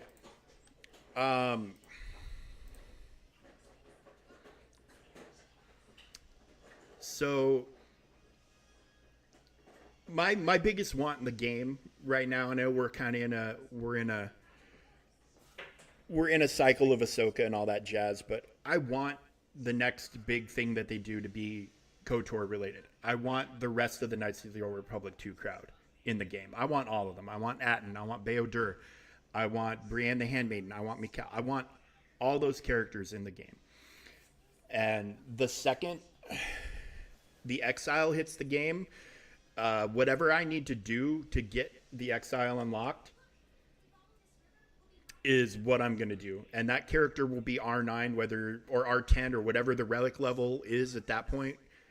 That character will be at those relic levels because I love KOTOR. It's my favorite. 1 and 2 are tied for my favorite game of all time. I kind of consider them one game lumped together.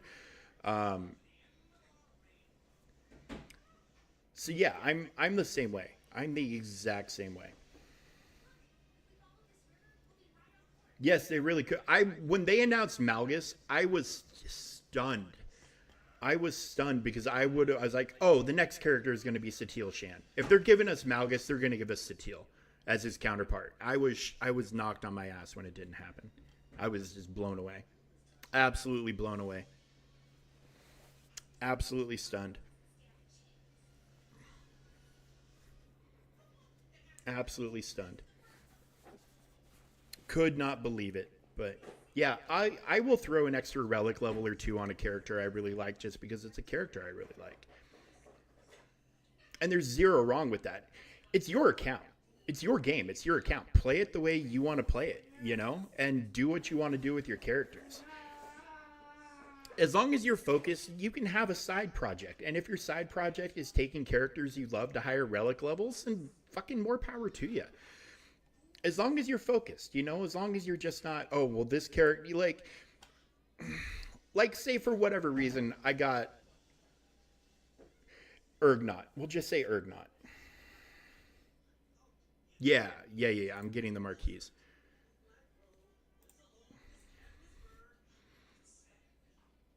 Yeah, I'm hopefully day one gonna unlock her.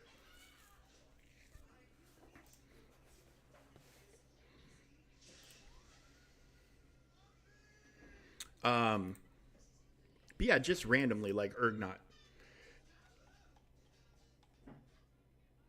If you're just going down the line and saying, this is the order of my characters, and you're saying, okay, well now I got to get them to this, now I got to get them to that, now I got to get them to this and that, and you're just going down this list of characters. Oh, it's his turn. Oh, I better finish Zalbar, or I better finish Poplu, I better finish Lagray, and then K2, and then Ewok, and then if you're just going down this line, character after character, taking them to relics, that's the wrong thing to do. It is your account, and if that's how you want to play it, great, fantastic, whatever. That's fine. But that is something I will say, well, hold on, but why are you doing that? Well, it's just because, well, whatever. Okay, and then at that point I'd say, hey, dude, it's your account, but if you're trying to get somewhere with it, you need to focus, and that means you need to use the journey guide to say, oh, I need these guys at this level for this character. That's all.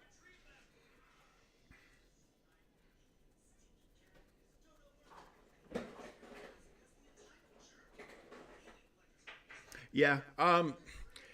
And I'm the same way. So like all my characters for Afra are ready to roll. But every time I get done with a project and I'm like, okay, it's Afra time, something else has come along. And it's that character is ultimately to me in my judgment been more important. So I'm hoping after Ahsoka I can finish up with Afra, and then I can turn my attention to like Tarful and those Wookiees to get them up for that mission. Um, and then, I don't see many people in my guild stressing about it, but like the Kira and Young Han missions, I would like to be able to do those. But until they make them a requirement for a GL or for a legendary journey character or something, it's just hard for me to justify wanting to spend resources on them.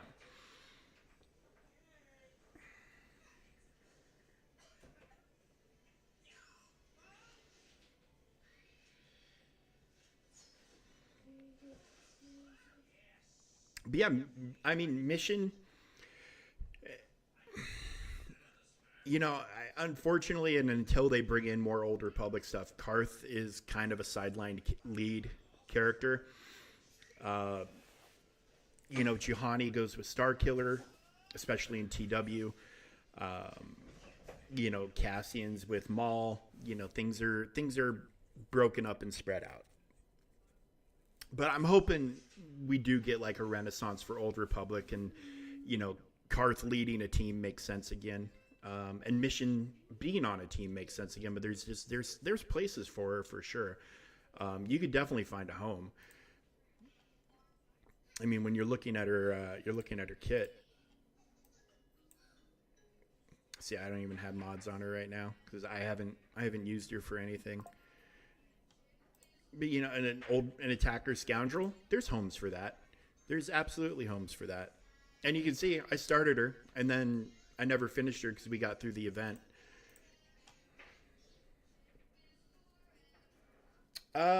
Believe it or not, I've seen that team, and it can be a pain in the ass. It can absolutely be a pain in the ass. Absolutely a pain in the ass. And that's not a joke. I'm not exaggerating. I have seen that team in Grand Arena, and it can absolutely freaking wreck your day if you don't know how to handle it.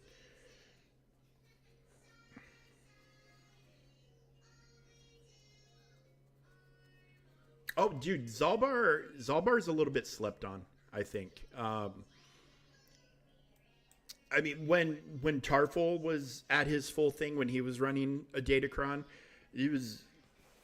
Zalbar was the problem on the team. Tarful and Zalbar. If you can get around, those two, you would win. But yeah, Zalbar is not a joke of a character. They just suffer, like a lot of characters suffer from a little bit of, well, what do I do with, how do I make these teams? You know.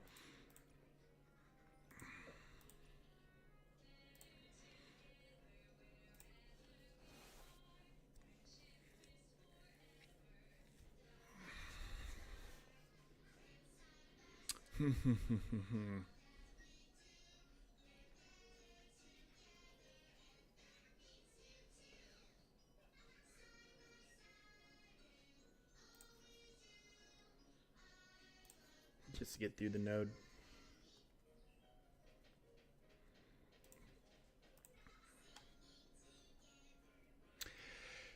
Yeah, well, I mean, we were talking about that. They unfortunately went away from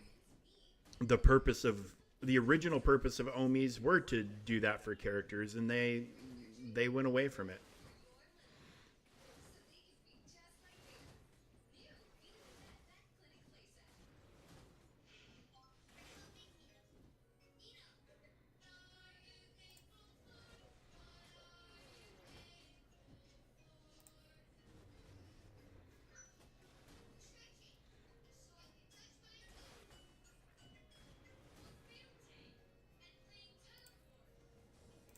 Oh, that's right. We can ignore taunt.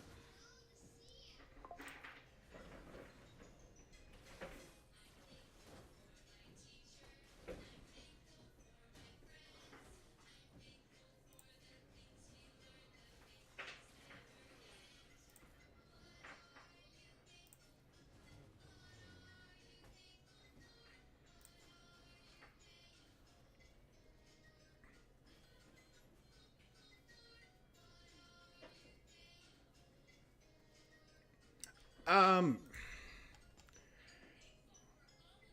I mean, for Omis, I would say yes. If you did it for Omis, then yeah, 100%. Omis are so rare and needed for everybody and everything. So yeah, um, we've all done worse things for Omis, that's for sure. All right, what were my win with Quad May, win without using any support units? Okay.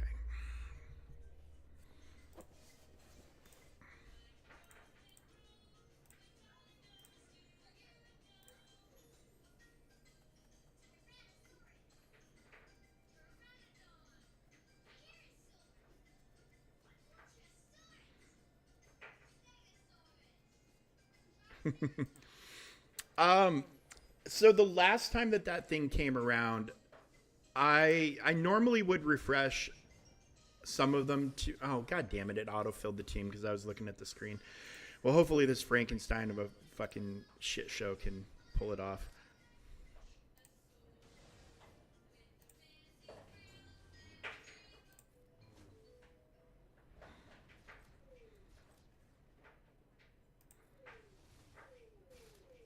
I hate that it autofills teams sometimes.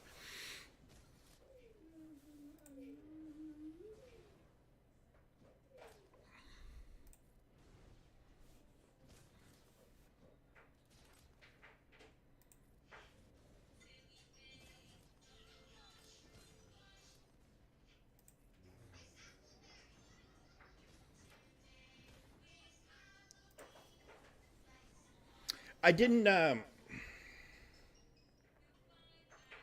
Yeah, I didn't do refreshes as much as I normally do the last time, but normally I would refresh.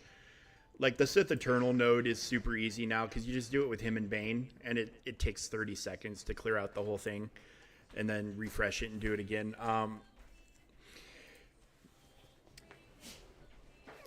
But hey, we got the evasion feat down, which is what I was kind of going for, or evasion up.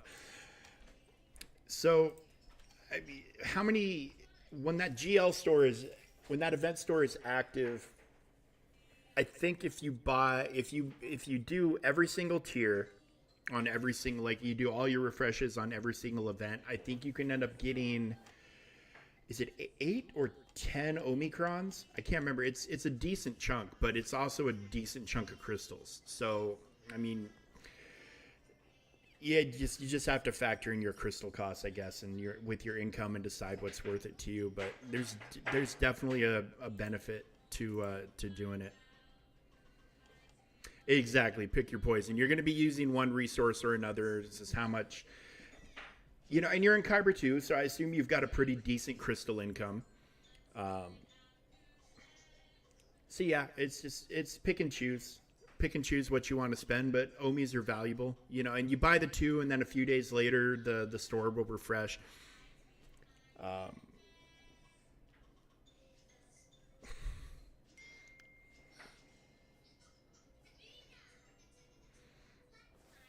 but yeah, I think you can end up with 8 to 10. I mean, half a total Omi on a character is a pretty big deal, all things considered.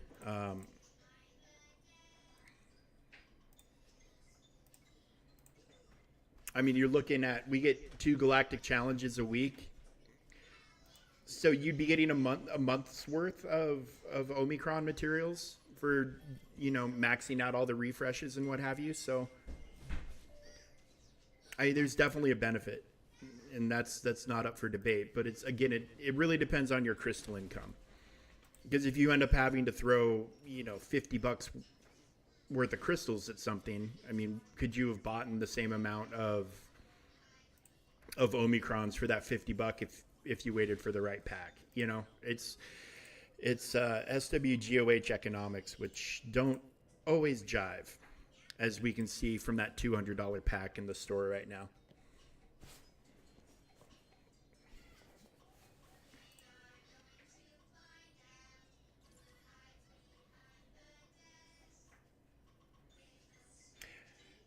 Yeah, and they are worth our nining, and the sooner you do it, and the sooner you can participate in that. And don't forget, CG would be mad at me if I forgot to say that you too, for the low price of $400, can buy enough relic materials to R9 one character. So, skip your car payment this month and go get yourself a shiny R9.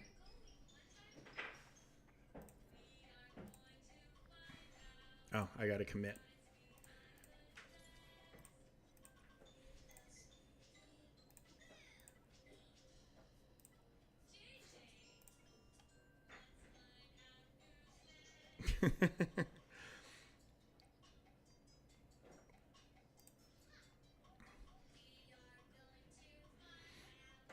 I mean, well, your car payment's all going to depend on your down payment. I mean, my wife and I drive a Lincoln that we're only paying like 330 a month for because we put so much down with the trade in and all that. So, I mean, it just depends on interest rates and everything else. So, all right, well, let's go ahead and get these guys a little bit more stamina.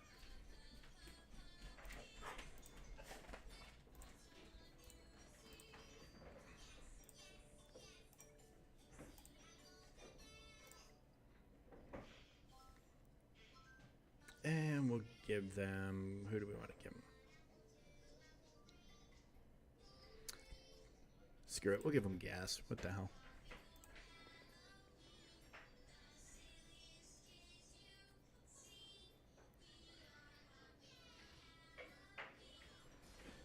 Yeah, but most people won't look at that. Most people will just see the droid brains and the keypads and be like, "Ooh, fancy." Well, the people who don't know, that is the most predatory pack I've ever seen in the game, and that's not a joke. That is to absolutely take advantage of people who don't know better. I mean, I don't like being that guy that says that. No, I did Paomi. I absolutely did Paomi. Because all of these, you need all of these debuffs for sectors. It handles all of them. All the buffs for sectors, it handles all of them. I absolutely did his Omi. 100%. It makes life so much easier. So much easier. If I need to do a debuff thing and my characters for it suck, guess what? I've got him at R9. And life's cake. Absolutely the only Conquest Omi I will ever do and the only one I'll ever need. But yeah, I 100% did it.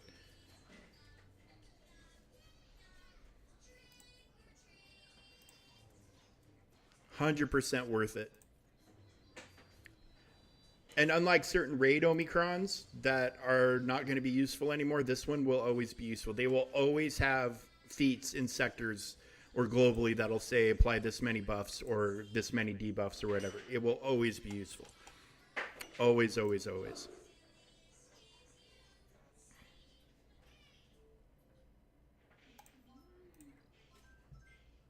Now, its usefulness may go up and down, but it'll always be useful. And who is the other?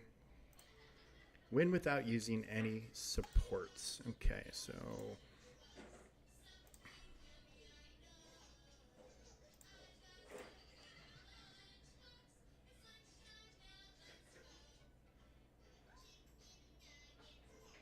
So tank, attacker, tank. She acts like a support, but she's an attacker.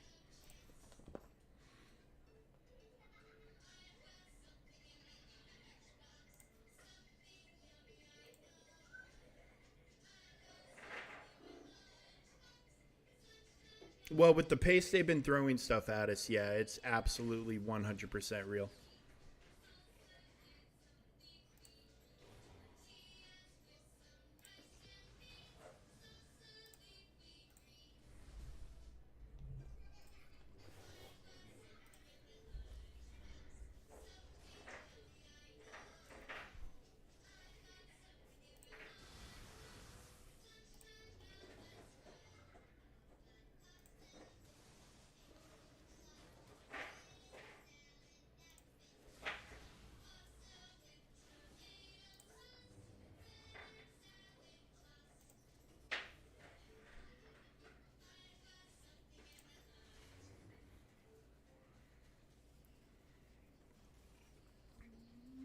And, you know, the fact of the matter is we, rough estimates, still have, after the Great Mothers, are still going to have 3 more marquee events between Balin and Ahsoka.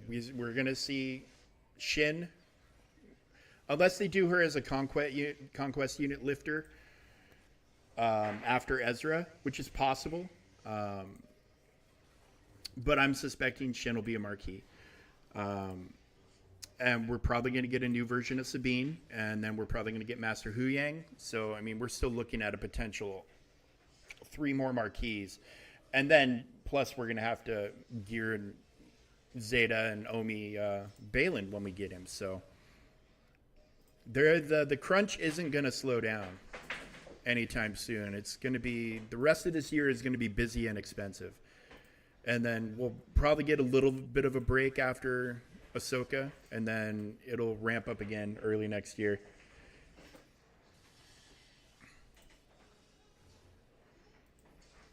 But my curiosity is: are they going to give us a new ship first, or another new GL first? Are they going to go into GL Thrawn like everybody thinks they're going to, or are we going to get a super ship? Because we haven't gotten one this year. Typically, right now we'd be working towards a ship.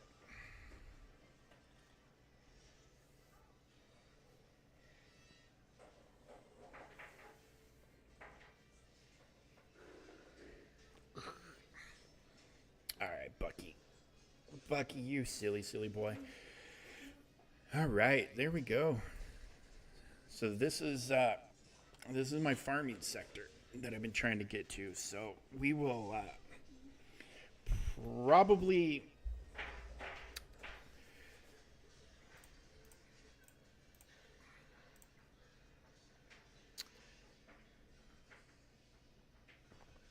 Oh, is Ezra on his team? Is Ezra underneath Jedi Knight Revan as the sector boss? Or do we not get to fight him?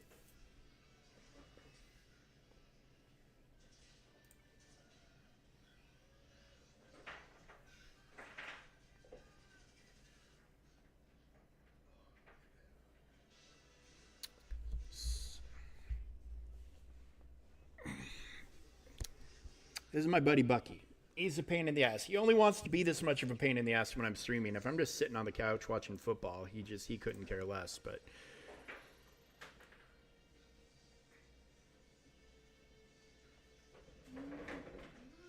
okay. Attempt to inflict or gain blight 40 times. So yet another one, tenacity up. So we've got multiple options with that.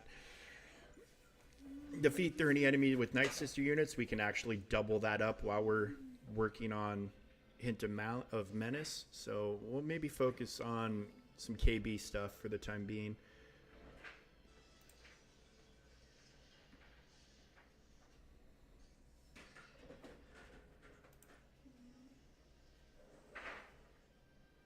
Ugh. These discs, man, just absolute dog shit.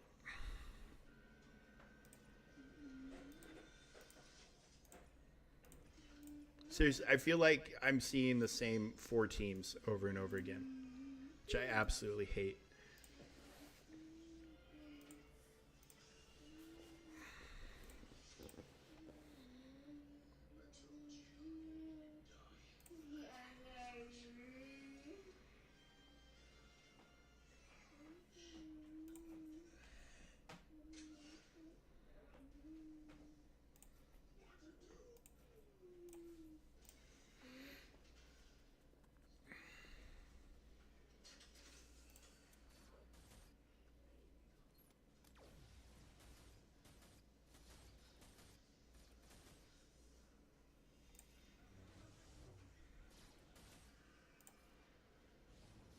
Hey, look, there's a bunch of tenacity up.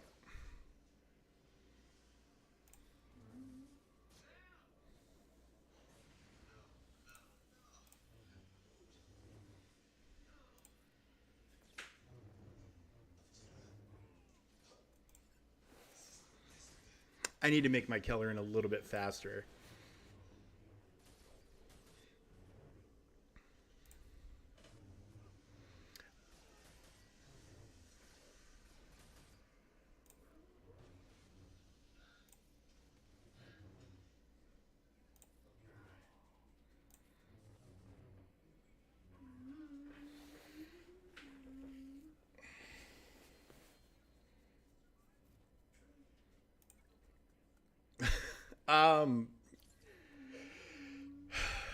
I don't, dude. Cam is an enigma.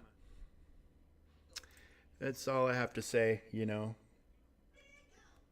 There were no Sith Lords for 1,000 years, and he was in the room when they were talking about a Sith Lord, and yeah, he's a mystery wrapped in an enigma, wrapped in a shroud of darkness.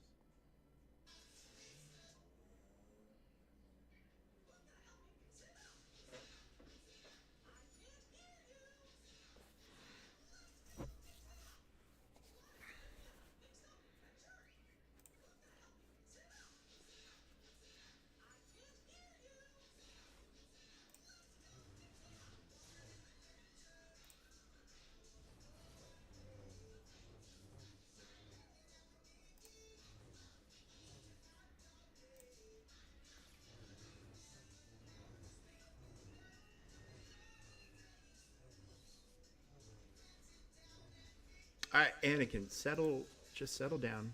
Take your nap. There we go. Attaboy.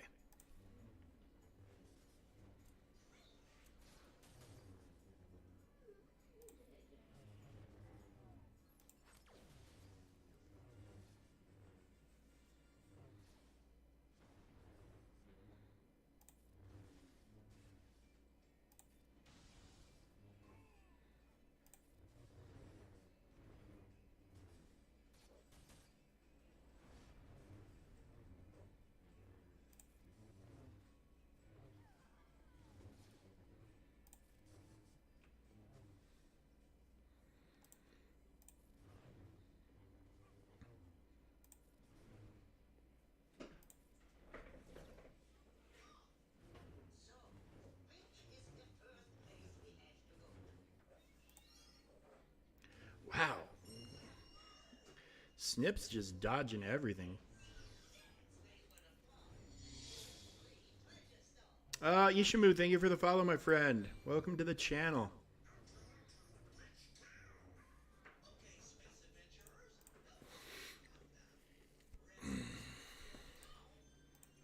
I mean, this is a pick your poison. Either kill yourself while trying to kill this team, or run into a brick wall that is Anakin. This is the worst.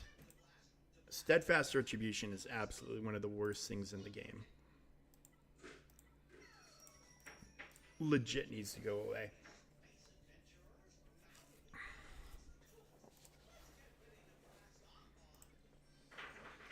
Try these guys again.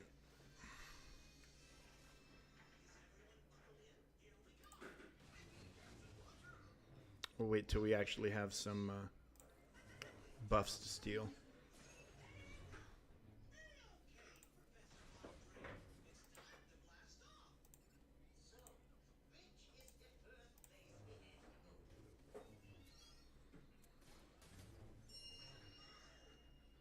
Monthly.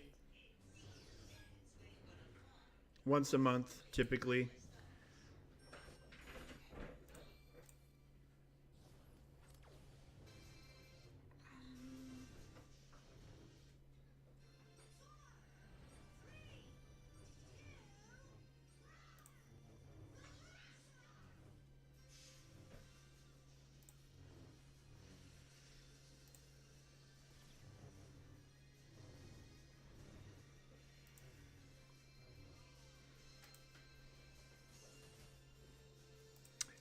Yeah, that's about right. And I mean, it sounds like you're a new account.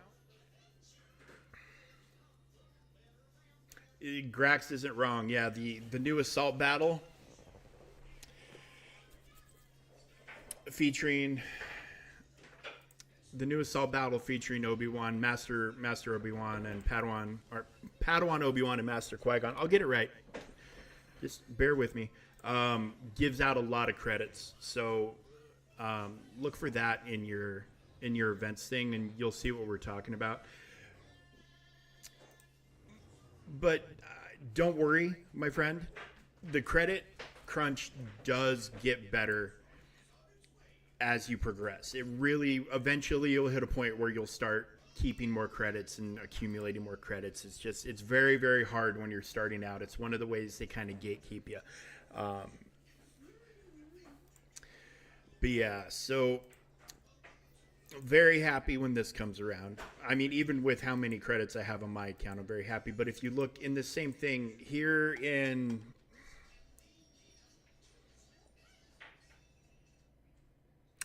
Yeah, no. It's one of the major things. It's big for new accounts. That's 100% true. The credit heist is huge for a new account. But if you watch here in 2 weeks, maybe 3 weeks, give or take, there will be an event that pops up in here called Duel of the Fates. It's an assault battle where you need 2 characters to be able to participate.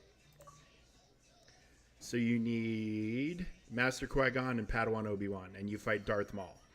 And the lower tiers, you don't have to be super high geared or super high starred or any of that to participate in. and you'll earn shards for the characters as you're doing them, but there are a bunch of credits in that event. So these guys are Cantina node farms, so you can get them up and running very quickly if you don't have them. And yeah, read what Graxy is writing out there in the chat. He's giving you great advice as well. But the credit heist is monthly, and then their event is monthly, and you can pick up a decent chunk of credits that way. Another one of the best pieces of advice I have is to just, obviously you're already in a position where you have to pick and choose, but be even more choosy. Don't try to do too much at once. Focus on one character, finish that character, and move on.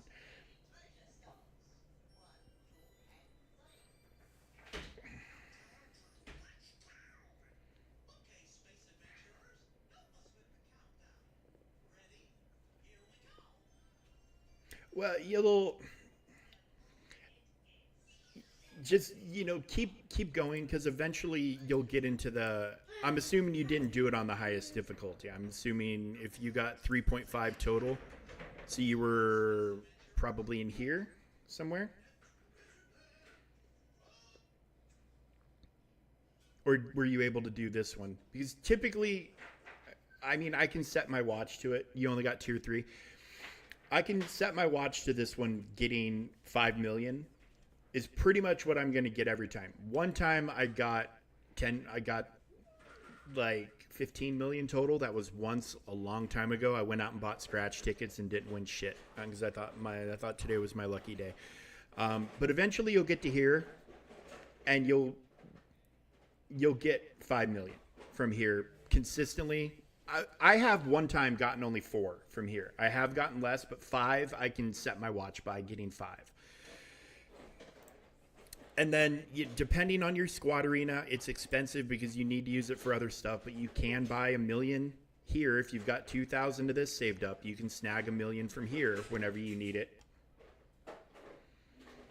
That is a thing. And then Graxy mentioned get one. So you have that option as well. And then another option, it's not going to get you a ton of money, but if you're doing events at a consistent clip, you're going to be getting a ton of mods. And you go in here to manage mods and find yourself, especially like, you don't really need 4-dot mods. Find yourself 4-dot mods you don't need and delete them. 12K for 2 mods, whatever. But if you've got a shit ton of mods you're not using laying around, delete them. It's like a savings account. Let it build back up and then delete them again. So, I mean, there's ways. It's a weird gatekeeping thing, and actually I think we talked about it earlier. The credit crunch is a very, very weird gatekeeping thing, and it will get better.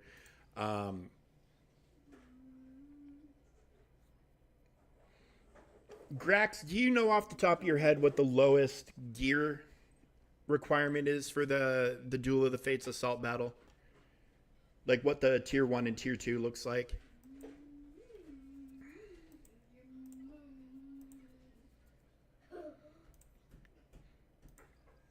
Because I reliced those guys up really fast, so I never had to worry about knowing what those lower areas were. T1, it's just up till Cairo and abilities up. So it's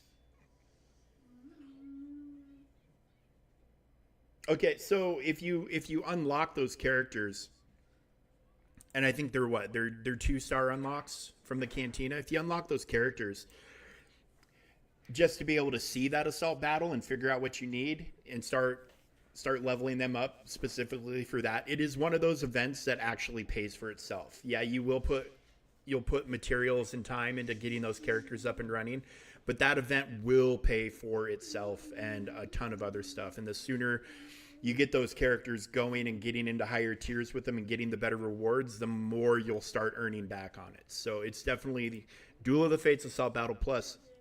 You're fighting Maul. You're fighting Darth Maul as Padawan Obi and Master Qui-Gon from the Phantom Menace. And you're doing it while listening to Duel of the Fates. So...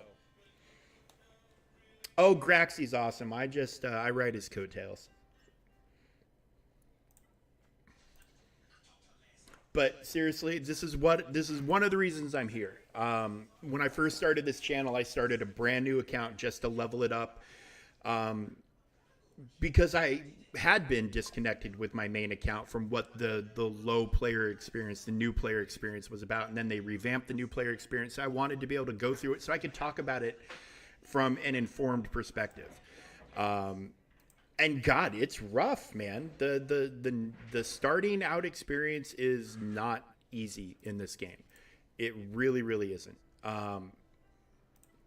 It's better than it used to be, believe it or not. I know that's no comfort to people who are in the middle of it, and and want to do more than they're able because of some limitation or another in the game.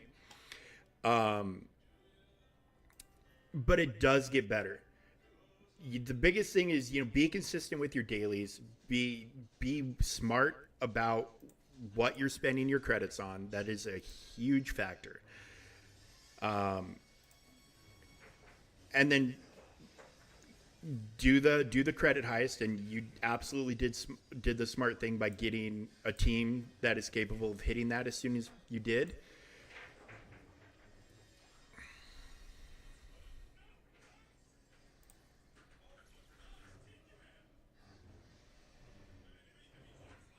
But then, yeah, get the Padawan Obi-Wan and the Master Qui-Gons up and running, and take advantage of that assault battle, and just keep building them up through that, as you know what levels you need to go to for that as well, and you'll start finding yourself with a bigger and bigger bank account as you go along.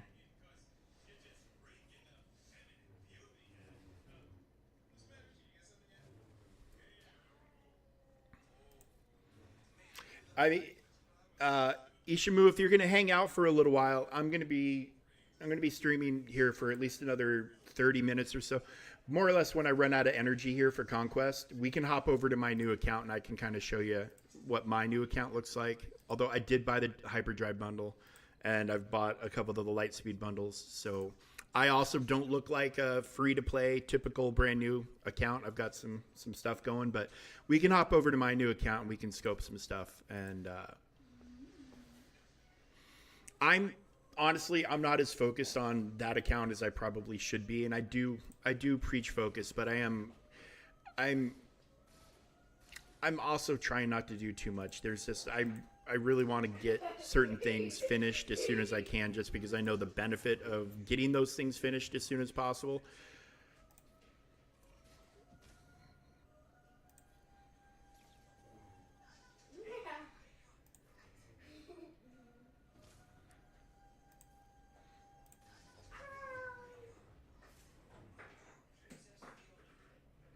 Okay, well, let me finish this fight. And we'll go look at Grax's account.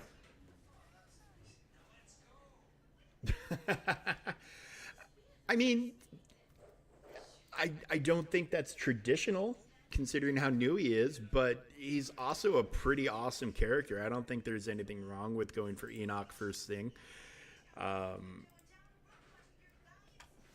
I mean, and especially considering he is a GL requirement. So, you never go wrong going for a GL requirement.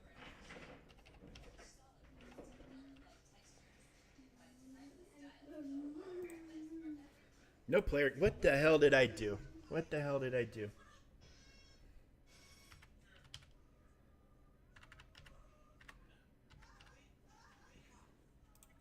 There it is.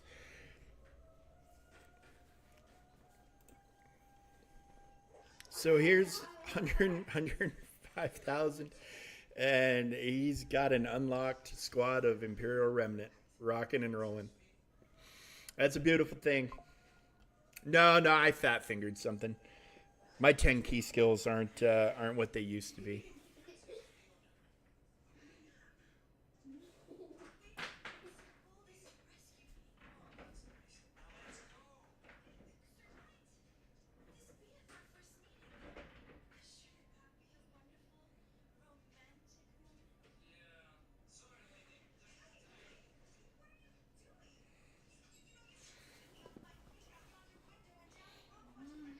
Uh,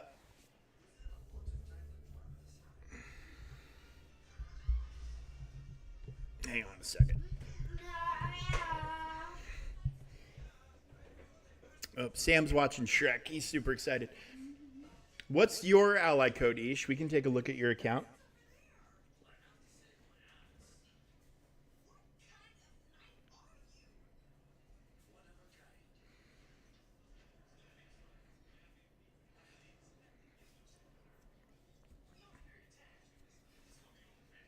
Yeah, Chopper's the man. The bot, whatever you want to call him. But yeah, Captain Rex, Chopper. He's the new shiny for the Phoenix team, but he is such a difference maker.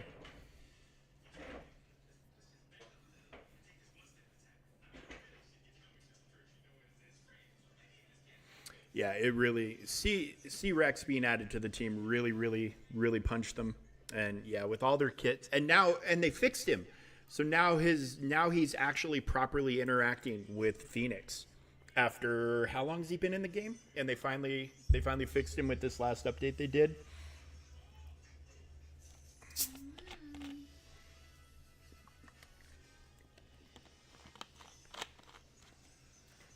There we go.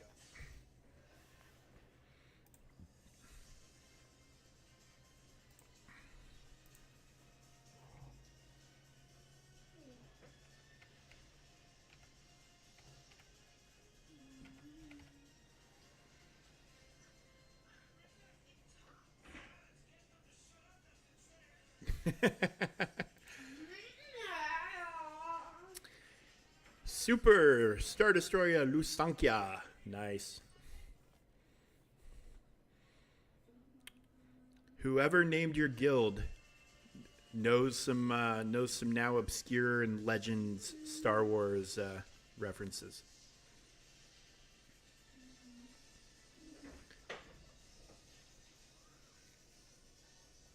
Okay. 365. You've got all the stuff that they give you. You're grabbing the new marquees as they're coming along. Zero wrong with that. It's a free character. You might as well take it. And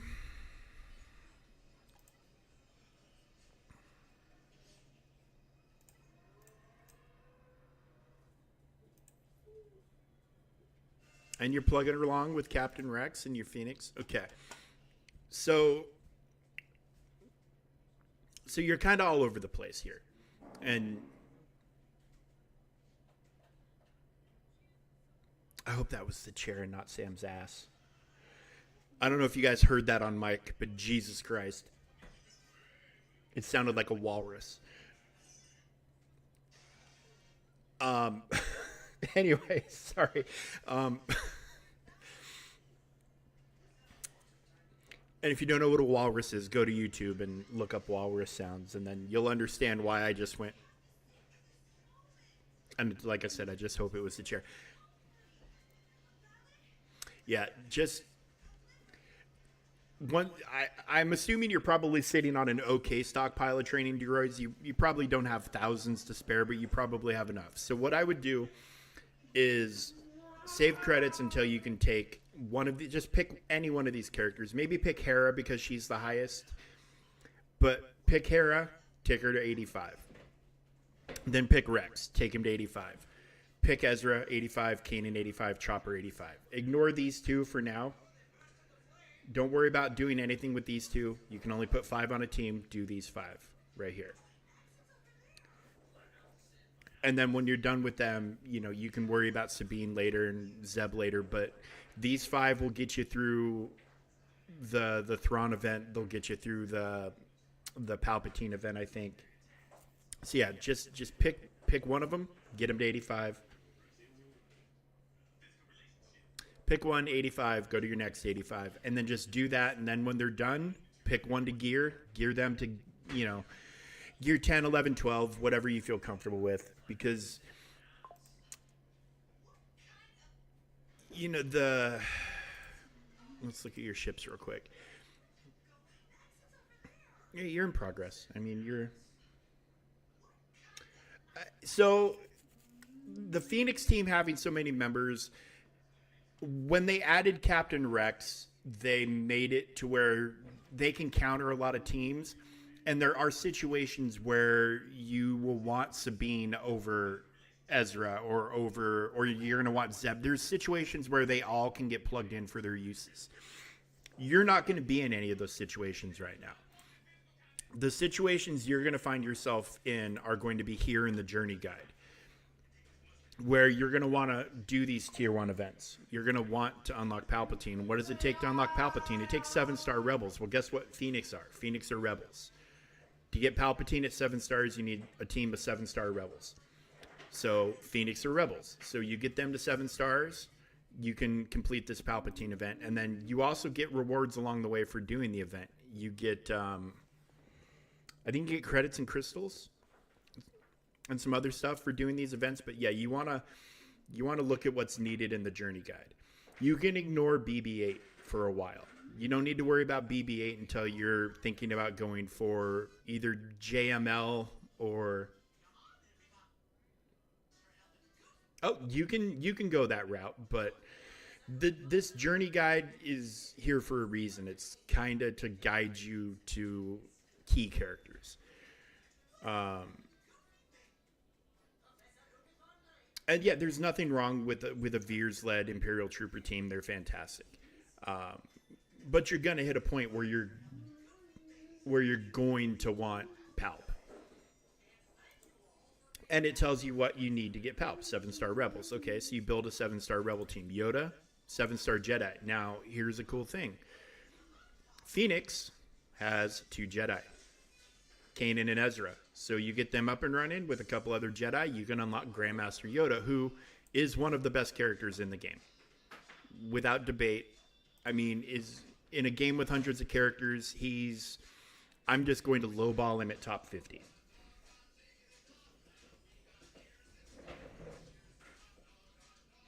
Yeah, and Grax is right there too. The troopers are valuable though because I mean there is a case to be made for the Endor assault battle and what is it, Rebel Roundup, having a good team of troopers to clear through those. But yeah, you need Zetas and other stuff to make everything work, plus really good modding to make them fast. So and then 7-star Phoenix to unlock Grand Admiral Thrawn. And then 7-star Empire to unlock R2. Well, Palpatine's Empire and Piet and your troopers. That's the thing about Palpatine is he, as a leader, will work over anybody who's Empire. And you need R2 to get CLS, who will be your first 330 shard unlock. You need all 330 shards before you can unlock him.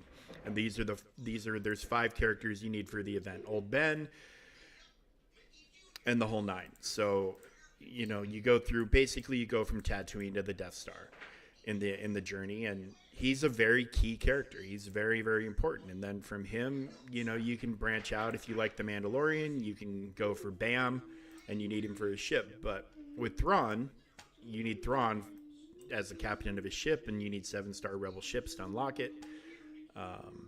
I should go in and 3-star this just because I just looked at. Apparently, I only 1-star.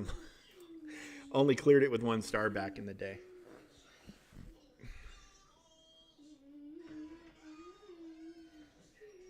Yes, exactly. It's the synergy is the word we're looking for. Is you want to build team with synergies. You can if you choose to. You can throw any number of characters together, and if they're strong enough, they'll work. But you want the teams that are meant to go together. So you want to look at tags. Light side support Gungan battle for Naboo. So obviously he's going to work well with Gungans. He's a support. But like Palpatine, where are you, Palpatine? Where are you? Well, how about we just do this? So you look at his Emperor of the Galactic Empire leader. Empire and Sith allies have 35% potency and 35% max health. They debuff Jedi and Rebels. Whenever an Empire ally inflicts a debuff during their turn, they gain twice. So he will work as a leader for anybody with the Empire tag or the Sith tag.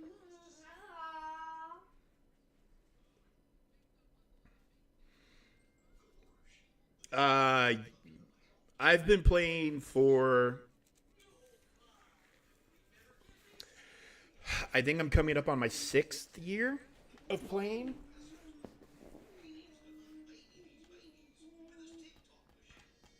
I've been playing for a long time and I haven't taken any breaks. But yeah, the journey guide is called what it's called for a reason because it is kind of meant to guide you to key characters that'll help push your account in better directions. These are characters that you need to unlock. These guys, your Galactic Legends, which is the pinnacle of power in the game. You'll need those guys to either get a character that's needed for these guys or they're directly required for them. And Captain Rex, Leia Organa requirement. Admiral Akbar, R2-D2, Commander Luke Skywalker. So the journey guide is a great tool. It can help, at the very least, it can help focus you on tasks if you're having problems focusing on tasks, and you get the bonus of unlocking a character at the same time, and you get the benefit of when you're clearing these tiers, you get some crystals, you get some credits, and you'll also unlock like these achievements right here. Some of these will get unlocked, which come with crystals and credits and ship credits and other things. You'll have this list of yours is going to be full. This list of yours is probably pretty full as well. So you'll clear some of this stuff out and get yourself some of these things that you need.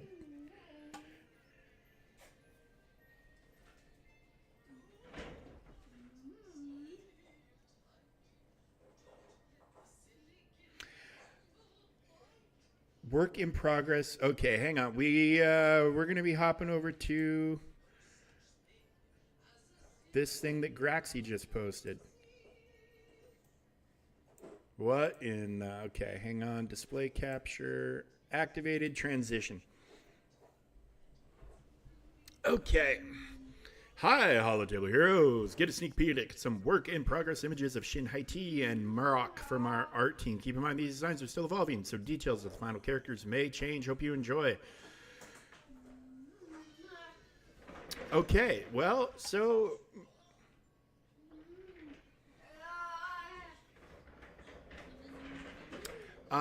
so these are 2 characters from the Ahsoka show. Galactic Legend Ahsoka is the character that is the current GL that we're working on. And for whatever reason, they're offering us previews of the 2 characters' looks, which now has me concerned that we are going to have... Oh, this as well. Okay. Let's pull this up while we're looking at websites.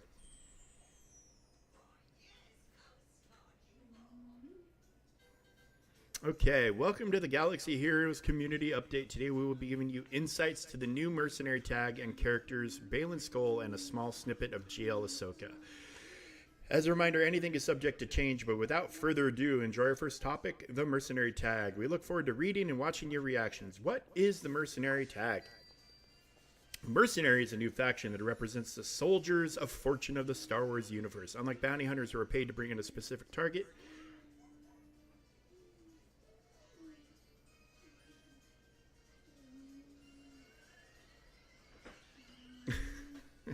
all right, you've got the chat covered, Graxy, while I'm reading. Mercenaries is a new faction, soldiers of fortune, blah, blah, blah. Mercenaries are paid to perform a job, usually one involving or likely involving combat, things like being a bodyguard or attacking an installation on behalf of a third party, their employer. This is like straight out of the dictionary. Why did we make a mercenary tag? There are a lot of characters in Star Wars who are guns for hire and whose loyalty belongs more to credits than any given side in a conflict. That does not mean they are neutral characters, as almost every character in Star Wars has a pull towards the light or the dark side in the grand scheme of things. Is a mercenary like a bounty hunter? This is redundant. You kind of covered this. But yeah, a bounty hunter can be considered an extremely specialized mercenary, but yes, not all mercs are bounty hunters. For gameplay purposes, we're trying to keep bounty hunters and mercenaries separate as much as possible. You're one or the other unless that version of the character is specifically seen doing both bounty hunting and broader mercenary work. Like Kersantin, for instance. Will there be any new characters coming to SWGOH with the Mercenary tag? There are 3 new characters coming to SWGOH with the Mercenary tag this year. Balin Skull will be the leader, and Shin and Marok will be mercenaries designed to work under him. Additionally, many, but not all characters who have been defined as mercenaries in lore will receive the Mercenary tag, making them synergize with other mercenaries, and especially Balin Skull. Marok is... he was an Inquisitor that the Night Sisters... that was resurrected through Night Sister magic.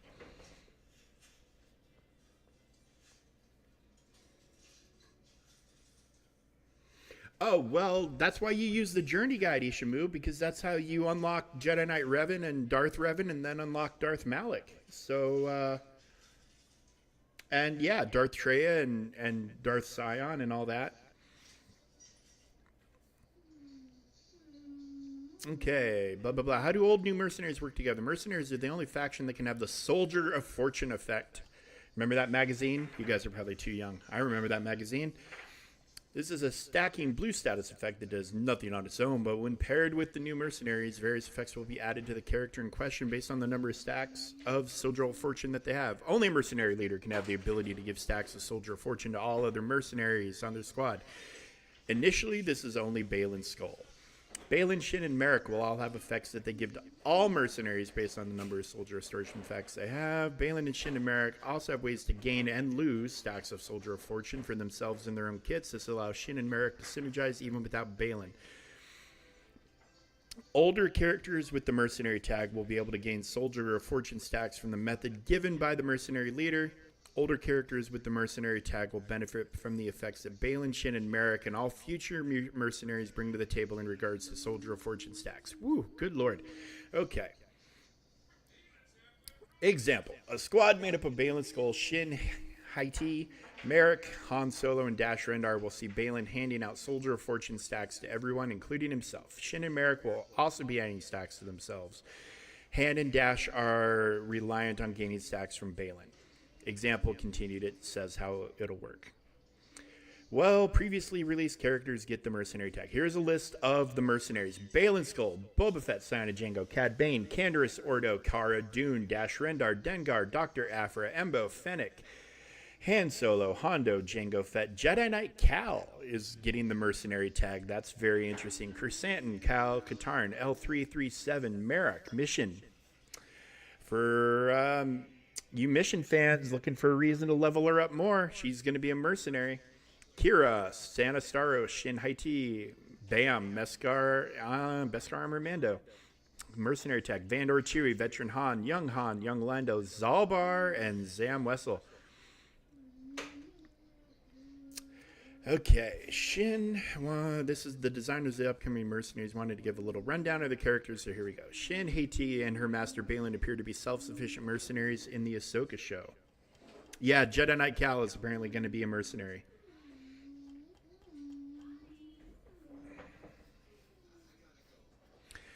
I mean, I guess because at the start of the game, he was working for Saw, I guess, and doing I don't know. That's the only way I can try to connect those dots. They're seeing as Shin and her master Balin appear to be self-sufficient mercenaries in the Ahsoka show. Their seamless coordination and prowess in every mission is reflected in Shin Haiti's design kit. Alongside them is Marok, whose support amplifies Shin Haiti's effectiveness. Shin Haiti's character is defined by her grace in combat, her lightsaber skills combined with the use of the Force. These attributes are central to her design as an agility attacker in the game. Her kit reflects the careful consideration of her quick-wittedness, which captures her ability to escape from perilous situations with ease. Players are encouraged to dive into the game and explore the depths of Shin Haiti's skills. May your adventures with her be as exhilarating as her journey. Merrick is a very interesting character to work with. In the show, he doesn't speak much, but appears alongside of Shin. He's a mysterious character about whom we don't know much, so there's a sense of excitement whenever he's on screen. Merrick also has 2 crucial encounters with the formidable Ahsoka, showcasing his combat expertise. My intention for Merrick's kit is to highlight his skills as a fighter and how he supports his allies during critical moments in the story. The mastery he brings to the table is very exciting, and I'm looking forward to revealing him all to you. Balin has proven to be a big challenge during development, simply because Ray Stevenson, rest in peace, Ray brought so much nuance to the character. We wanted to make sure it was included and felt in the kit so that it was right. The way that his fight scenes played out on the Ahsoka show, Balin felt more than just a powerful Fort user. He put all of his physical stature into his fighting style as well. He is brutal but calculating and intentional. Even as we see Ahsoka start to struggle in the fight, Balin only seems to get stronger. He is a tank in label, but in reality, he's a bit of a bruiser or juggernaut in playstyle. His kit was developed with the idea that he will only get stronger as the battle continues, even as his opponent tires or weakens. It's been an honor to get to work on this kit and bring this character into our game. And I hope that the players enjoy all the details we try to incorporate based on Ray's portrayal of the character.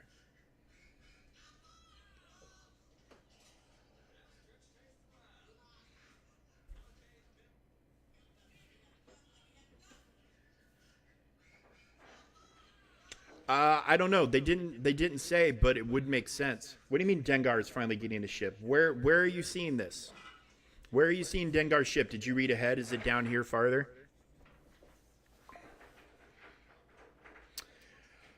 Well, it's at the bottom. Okay.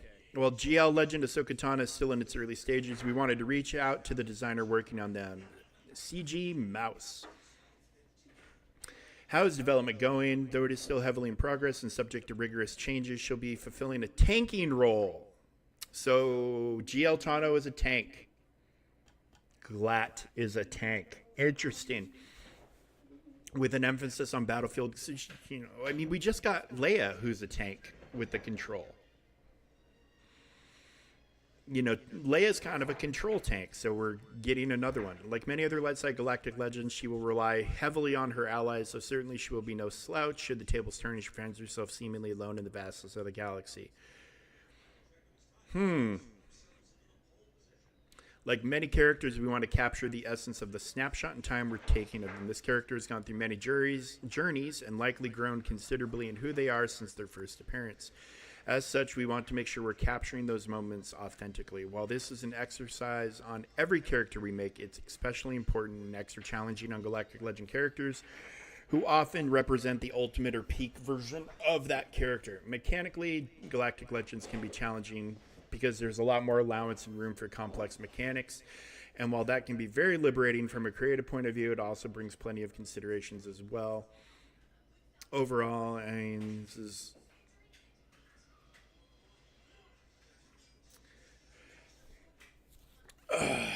Overall, there are more expectations for how a Galactic Legend will play, feel, and perform in the game, and when you combine all those factors together, it adds up to quite a lot. We overcome these challenges by heavily collaborating with one another and doing tons of research, actor interviews when relevant clips, rewatching shows and movies and books. You don't watch books, my friends. You read books.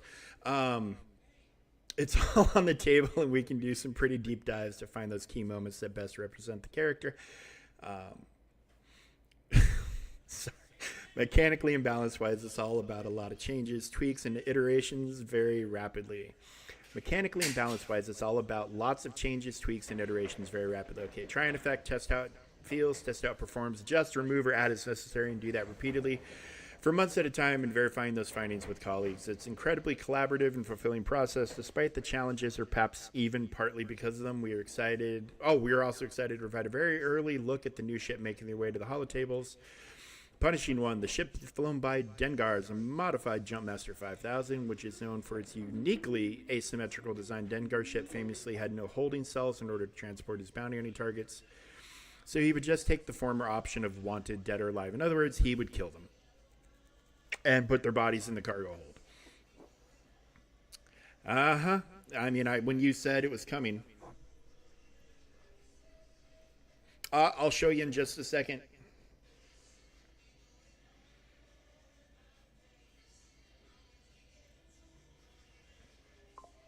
I suspect Merrick will have the Inquisitor tag. I suspect it will, or he will. He is an Inquisitor. He's 100% an Inquisitor. He wears Inquisitor clothing. He has an Inquisitor saber. He's an Inquisitor. I mean, but now we already kind of have 2 Inquisitors that are sidelined. Are we gonna? Who's he gonna kick out of the team? Are they gonna add a couple more Inquisitors so we can have 2 different Inquisitor teams? Like, what's going on here? But I think if they don't give him the Inquisitor tag, I think people will riot.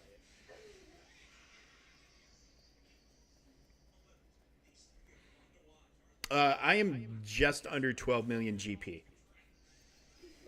Blah, blah, blah, blah, blah. The Punishing One, Dengar ship, the Punishing One is meant to provide another option for the Executor fleet. So Executor's getting a booster. Adding the Punishing One to the starting lineup of the Executor fleet should help the fleet perform better against most matchups. Leviathan will remain a difficult match up, but Executor should be able to hold more consistently against everybody else. So, I mean, fair. Executor can get countered by Negotiator, by Chimera. It's getting steamrolled by a lot of lesser ships. So this is like the Marauder, more or less. They're adding a ship to punch it up. Yes, the Executor. The Executor is the Bounty Hunter capital ship, which we will hide that. Transition back to the game. Wow, lots and lots of stuff being. The hell was that? Slinky Dog. Okay. So here, we'll hop into my collection. I'm at 11.8 million. This is the journey guide for. Here's the latest top news.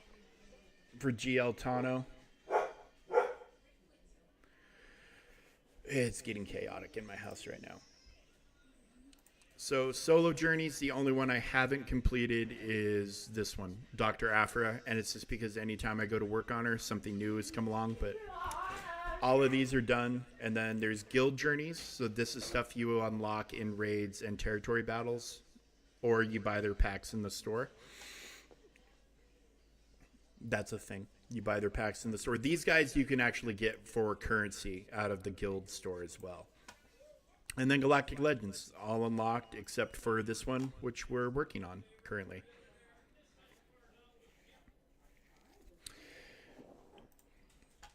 So yeah, and 11.8 total GP. No, I'm hoarding it for Galactic Legend Tano. I'm saving. I'm getting my 600 tickets every day, but as I get bonus energy, I'm saving it up because when GLs get released, you have to farm tickets, and that takes energy. So energy doesn't expire. The bonus energy, so if you don't claim it out of here, this bonus energy will expire. It's limited. If they would let me keep buying it with crystals every day, I would, but it stops you at 2,000. So as you get bonus energy from certain things, you can add that to the total, which is what I'm doing more or less.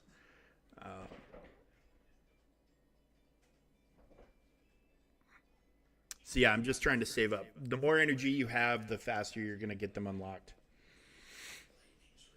So that's why. And it does hurt my farms a little bit. Like I could be spending a ton more energy farming Kairos, but you can get Kairos from other areas. And the drop rates of Kairos here aren't the best. I mean, they're not the worst, but yeah, just trying to hoard. If you think this is a lot, there's a Galaxy of Heroes streamer called Arnold T101. He's the biggest Galaxy of Heroes streamer. He's sitting on something like 21,000 energy right now. And I didn't misspeak. He's somewhere like 18 to 20,000. I can't remember. Yeah, that guy, he hoards energy. He hoards over the whole year. More or less, he just gets all of his tickets from Cantina and just saves everything here and only spends this energy when he has to. Like if he's leveling up a character and he needs a green item or something off of a node, it's the only time he uses it. Because he's saving it for the next time a Galactic Legend comes out, because his big thing on his YouTube streams is he day one completely unlocks GLs through the whole event to the ultimate. Yeah, unless bugs happen like with Leia.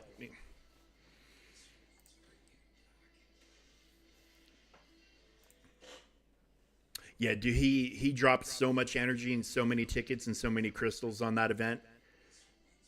I would have packed it in so much, so way sooner than he did.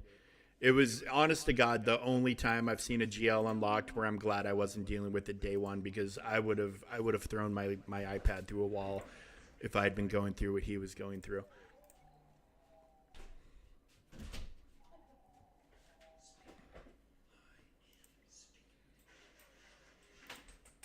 So, but yeah, but that's his thing. That's kind of his bread and butter. He is a day one unlocker, day one adopter of every single character, maxes them out every single time. Every character, when a character is fully available in game at 7 stars, he has them 7 starred. He takes them to minimum of Relic 5. Most of the time, they go to 7 or beyond. Day one, every character, 100%. It without fail, because that's it's one of his jobs. One, he has a lot of production value in his videos. We're talking green screens, lots of graphics, the whole 9 yards. Um, but that's his job. His job to him is to he unlocks the characters and finds out if they're good, so people like us don't necessarily waste our resources on bad characters. On he'll say, hey, it's worth getting this character now, or it's not worth getting this character. Wait, farm them for free. He'll go through all the options, but he does the testing so we don't have to find out bad things the hard way.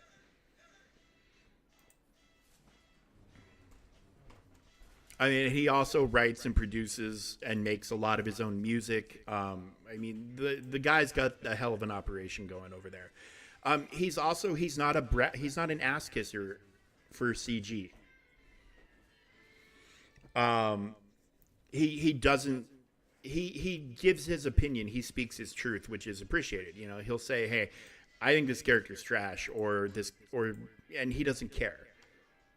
He doesn't care what CG might think of what. Okay, well, we're not fighting Inquisitors with these guys. That's just asking to. Oh wait, hold on though. Was it just GI? It wasn't Reva, right? It was just GI. It was just GI. And it'll be ugly, but we can do it.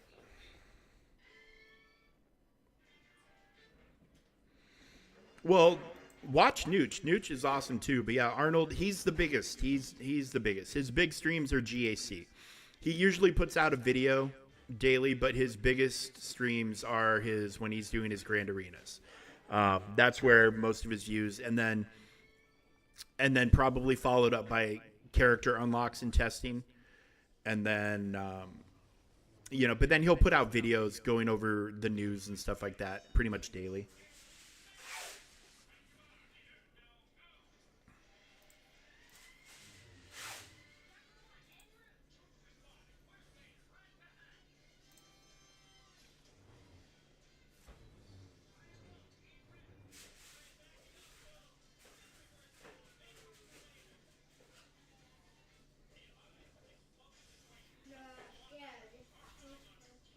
I'm just kind of waiting to see what the next bundle they're going to do is.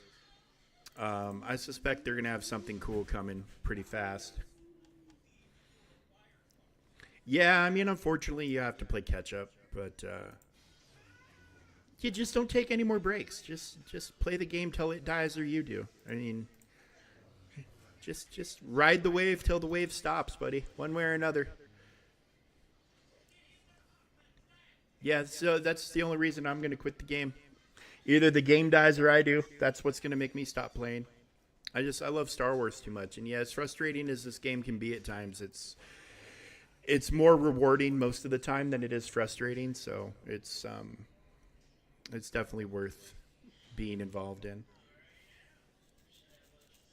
But yeah, so Merrick, I thought Marok was eighth brother at first. He kind of shared a resemblance, and maybe they'll do that. And I doubt they'll link it like that. But yeah, he does kind of look like eighth brother. But I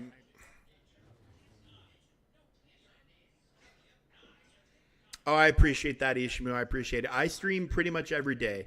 When there's not a whole lot going on in this game, there might be days where I take breaks or stream other things. But you'll typically find me around. You'll find me on around this time every day. So I'll always be here, and I appreciate your follow, and I look forward to seeing you again. It's been an absolute pleasure meeting you and having you here in the stream. Absolute pleasure. And if you ever need any help, feel free to come here, ask any question. Between Grax, myself, and any number of the knowledgeable Star Wars Galaxy Heroes players we get here in the stream, we can help you out.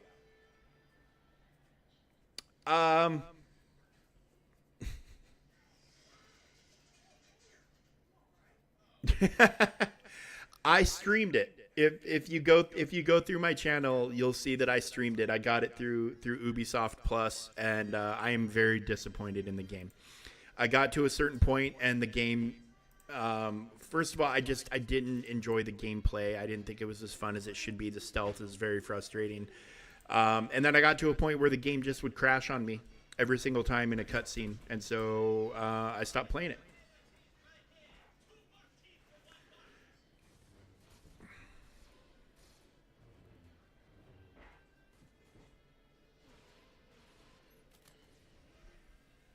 I would rather Respawn have made it.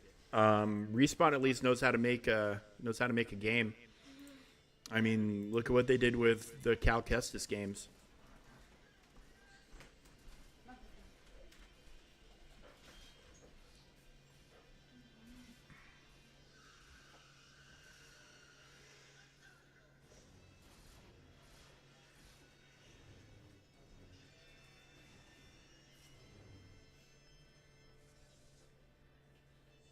No.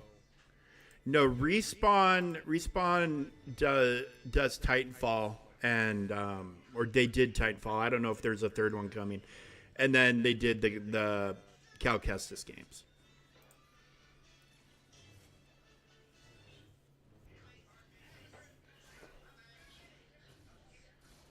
Yeah, DICE makes Battlefront and Battlefield.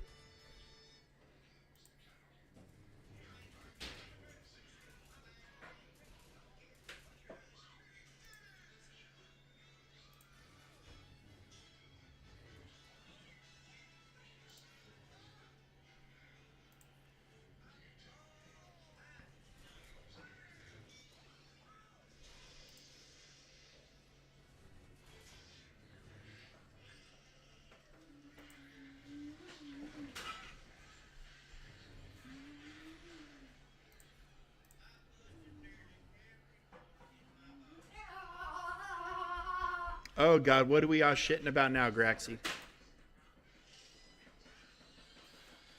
Oh, shit. Oh. That's right. We about to get paid.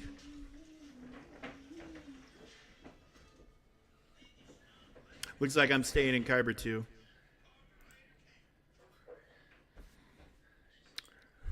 Payday, son.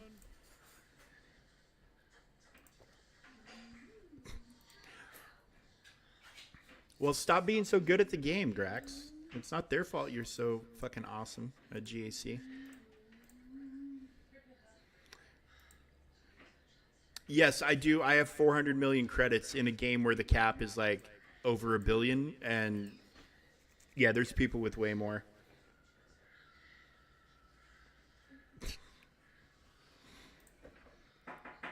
But yeah, it's one of those things where, again, I'm not... I'm not working on something daily. It's like maybe once a month or something, or once every couple of weeks I'll have a character to do something with. So when you're not spending the credits, it's easy to accumulate them. Plus, I have access to higher end TBs, higher end Territory Wars, Grand Arena. Oh, that's another thing. When you get into Grand Arena, when you clear zones, you get credits for clearing zones. So there's another source. I'm able to do all the assault battles.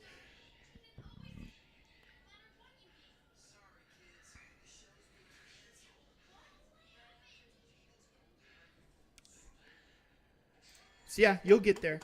You'll get there too. What are we at? 89 for energy, so we can do 4 more fights. And we're almost at this boss node. What are the full Squad of Galactic Republic win with Jar Jar? Okay, well, we'll hopefully get to this node without a problem. God damn it, steadfast retribution.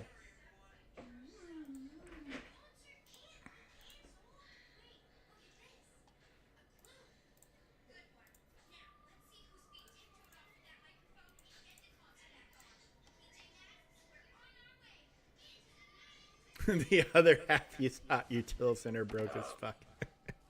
Maybe that's the difference. Maybe because I'm too dumb to figure out how to use hot utils, I'm able to keep all my fucking I'm able to keep all my money.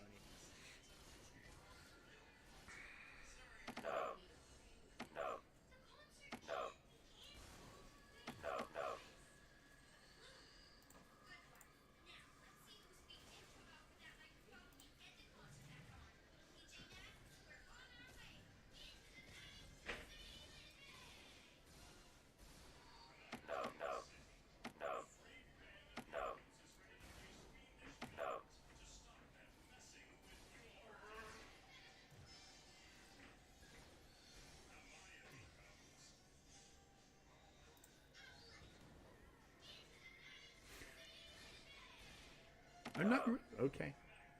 All right. Candyman apparently. Where am I from? Originally, I am from Washington State in the United States, but currently I live in Pennsylvania.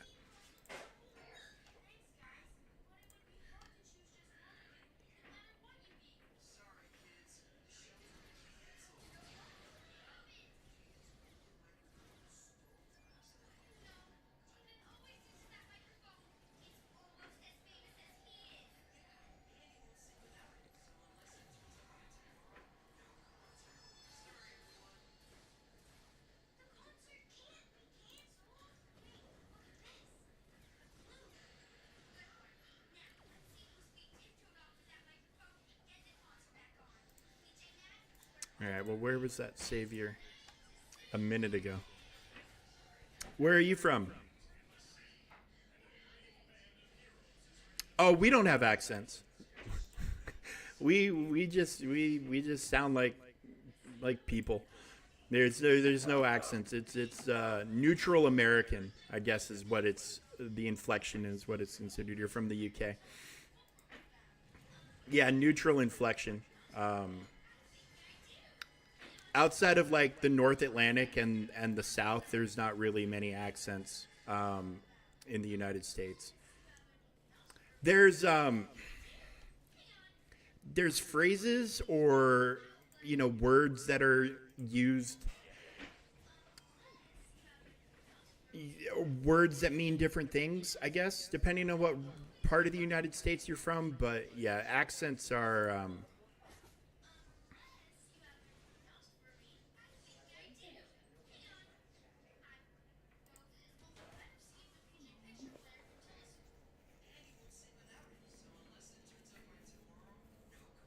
See, and I've heard people from Florida have a Southern accent before. It's one of those things. Yeah, there's lots of Brits in this channel. You fuckers have nothing better to do but to watch a fat old American bald man playing video games. State of Washington is awesome. Actually, you would probably. This is whenever I've talked to Brits. Who, surprisingly, the most Brits I've ever ran into in my life outside of the UK has been when I lived in Alaska. Tons of Brits up there. For whatever reason. I worked in a restaurant with one, and then there was several more that worked in other restaurants in the area. What I've always told Brits is Brits would probably enjoy Seattle because I think the climate in Seattle is very similar to the climate in the United Kingdom. Doesn't get super hot, doesn't get super cold. Rain is common, but it's typically more. It's going to be kind of cloudy and overcast, but I think the climates are very similar. I don't think Seattle's miserable. It can if you're a person who needs sunshine. Yes, it can absolutely do that because it's on the water. It's on the coast. Storms coming in off the ocean. The wind changes directions just a little bit. You can go from being an absolutely miserable overcast day to beautifully clear sunny skies, and then back to cloudy again. Um, it depends. In Seattle, it depends on how the storms are moving around the mountains and what direction the wind is coming in on the jet stream. Like, there's a lot of factors in Seattle, but it's a spectacularly beautiful place. Um, the whole state of Washington is. There's some places that are ugly, but pretty much the entire state, no matter what region you're in, has got its own unique sense of beauty. The mountains and the water in the western part of the state are spectacular. Um, and there's some lakes up in the North Cascade Mountains that are so clear and pristine you can see to the bottom from the shore, and it looks like they're an inch deep because you can see all the way down. It gives you that optical illusion of it being shallow. And then the part I'm from is the farming, and it's rolling hills. Um, and in the summer, when the wheat is blooming, it's very, very green, and people have taken photos and framed photos, like professional photos, and framed them. And people think it's Ireland. It's that kind of emerald green. It's very, very beautiful. And then it turns gold in the summer when it's getting ready for harvest.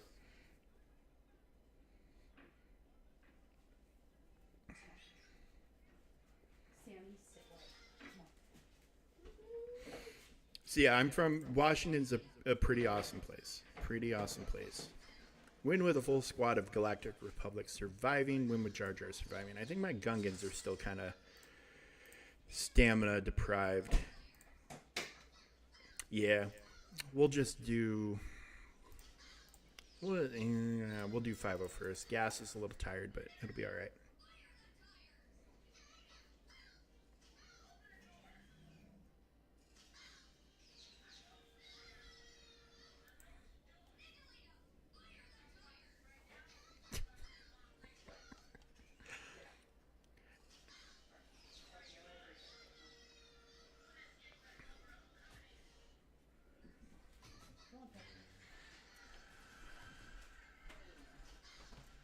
I mean, UK is pretty tiny, right?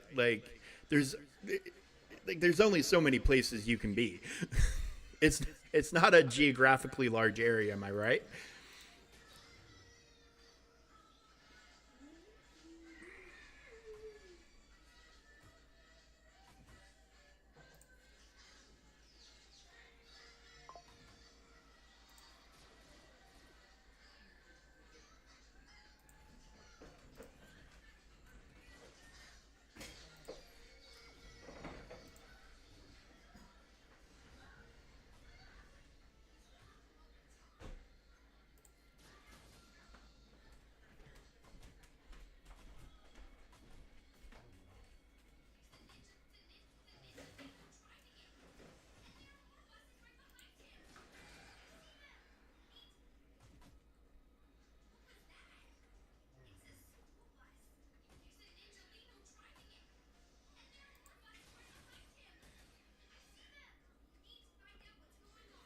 Well, I mean, most places are geographically smaller compared to the U.S. The U.S. is very, very large. When I moved from the West Coast out here, it took me. Now, granted, we took our time. We didn't like blast our way through, but it took. It was 4 days of driving to get over here. Um, the first day was 10 hours just getting across the state of Montana, and we only got across three-quarters of it before we called it a day and went to sleep. And in a straight line on the Interstate 90 runs from the western side of Montana, and then it curves down into Wyoming at one point. So straight line Interstate 90. 10 hours, we got across three-quarters of it. We had 2 more hours of driving the next day before we got into Wyoming, and that was without stopping at the Little Bighorn battlefield because we were driving right by it, and my wife and I had no clue when we were going to be driving by it again, so we stopped and saw where Custer got massacred and looked at the museum and graveyard and stuff like that. All right, I got one more battle worth of energy in me, and I'm not even gonna clown around.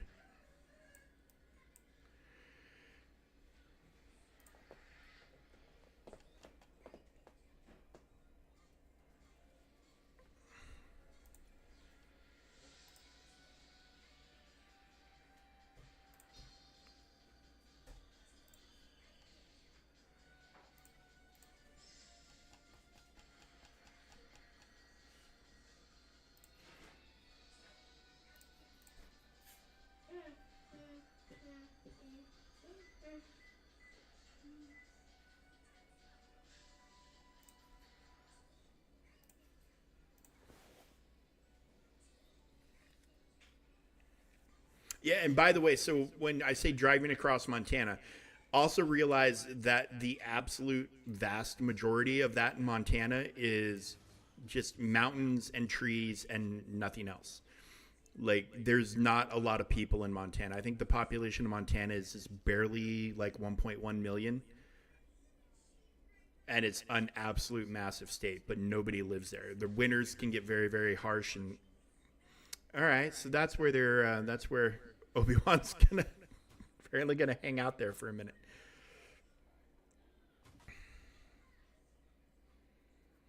You guys do have big egos, but some of it is definitely deserved. I'm not going to. I'm not one of these people that is so such a nationalist that I'm gonna say that the UK isn't a producer of awesome things. I mean, you guys get a lot of cred just for the Rolling Stones. Just for the Rolling Stones, I give you guys a lot of cred. So.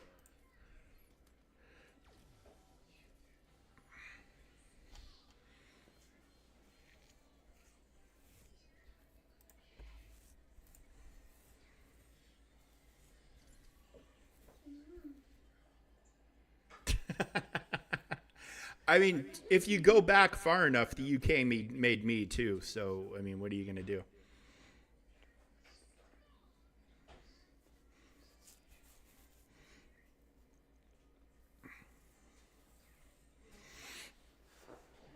I mean, you would, my ancestry.com family tree would probably blow your minds, or maybe it wouldn't. I don't know. I don't know. I have a lot of, I have a lot of famous ancestors from the UK if you go back far enough. Well, yeah, from the UK if you want to include Scotland in that. Um, I have a lot of pretty spectacular names if you go back far enough, but when you go back that far, you have to take into account millions of other people have that same name in their tree. You might know of them. So I am a direct descendant of William the Conqueror, and I'm also related to the king that the kings that he conquered. So I've got those guys. I'm a direct descendant of Robert the Bruce's sister. Um, so like I've traced my ancestry into England. I think the earliest date was like 920 A.D. Um, I'm a Cook. My last name isn't Cook, but I'm a direct descendant of the Cooks. The only reason I'm in the United States is because the guy who immigrated to the United States was not the older brother. Like I had a string of older brothers inheriting shit, and then we got like the younger brother came over on a little boat called the Mayflower, because he didn't inherit shit. He just he did his own religious stuff, became a Puritan and all that, and that's how that side of my mom's. That's on my mom's side. That's how they ended up over here, and then they were Tories in the American Revolution, and they got kicked out after the war, and they were sent to Nova Scotia. Um, and then from Nova Scotia, after they were there for about 100 years, they went to Illinois, which is Cook County, Illinois, is where Chicago was named after my ancestors, and then a bunch of them migrated out west.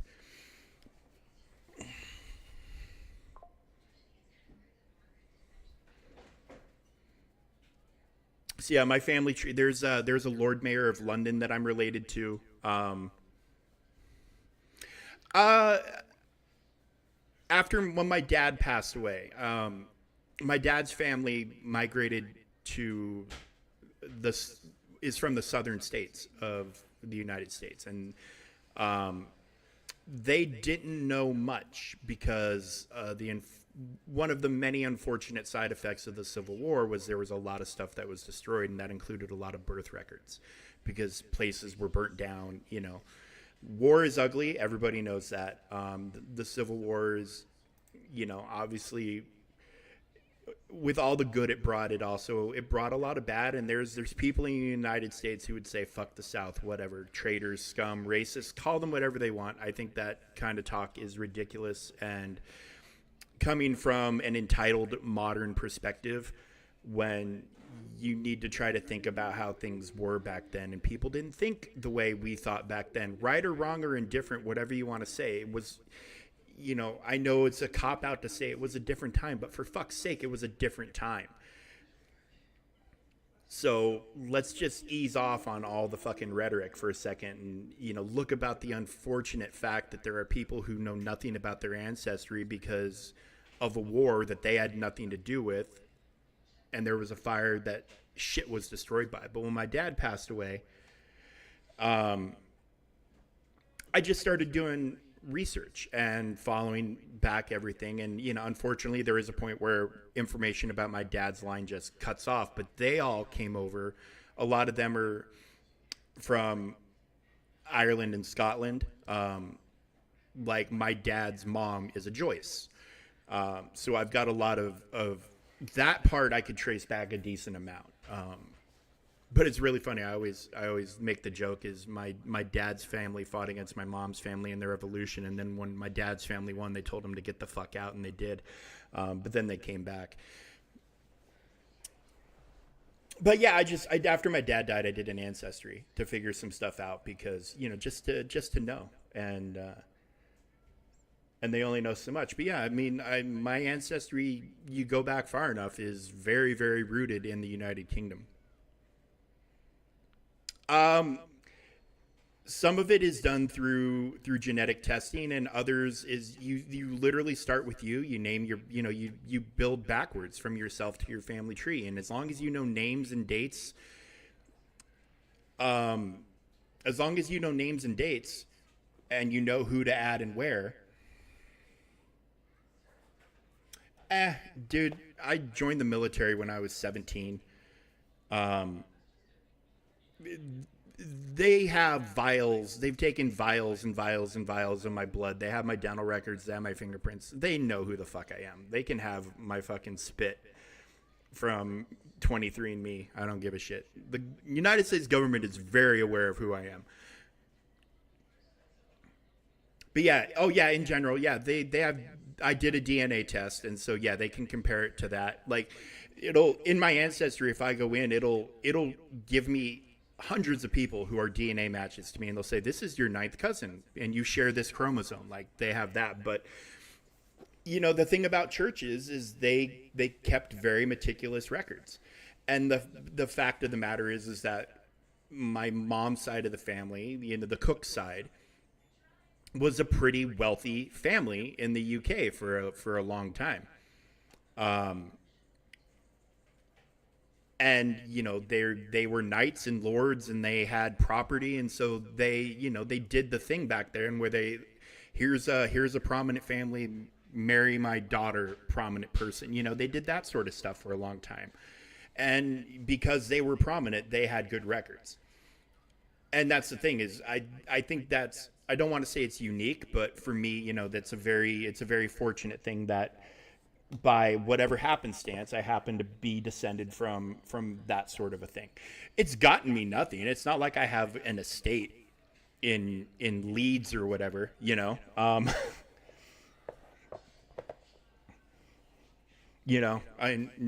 partial ownership in Manchester United or anything other than the story,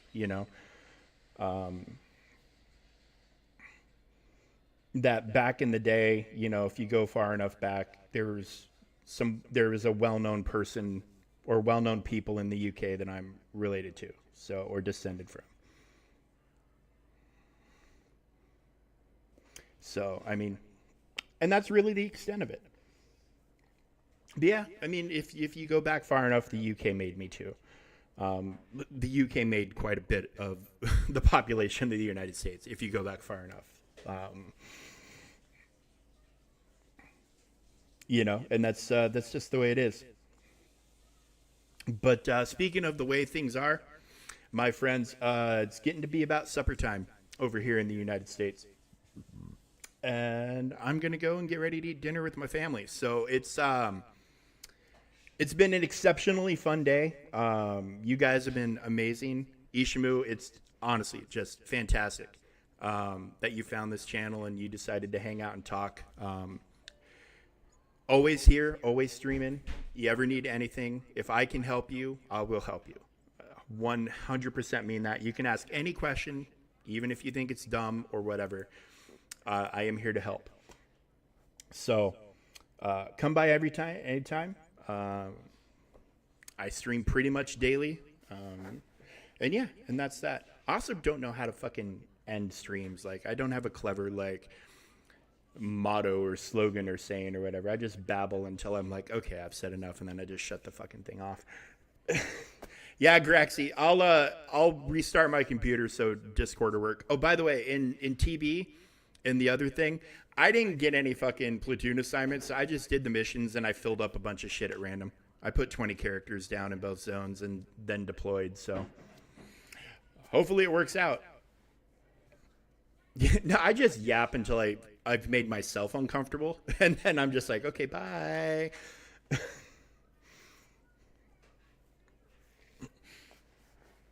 All right. Well, I mean, I did 10 characters in each zone and completed all the missions. So I just did whatever. I didn't think it was going to be a big deal, but nobody had done anything. Like, there were 0 characters in platoons and only 1 person had done any missions. So I was like, are we waiting? What's the deal here?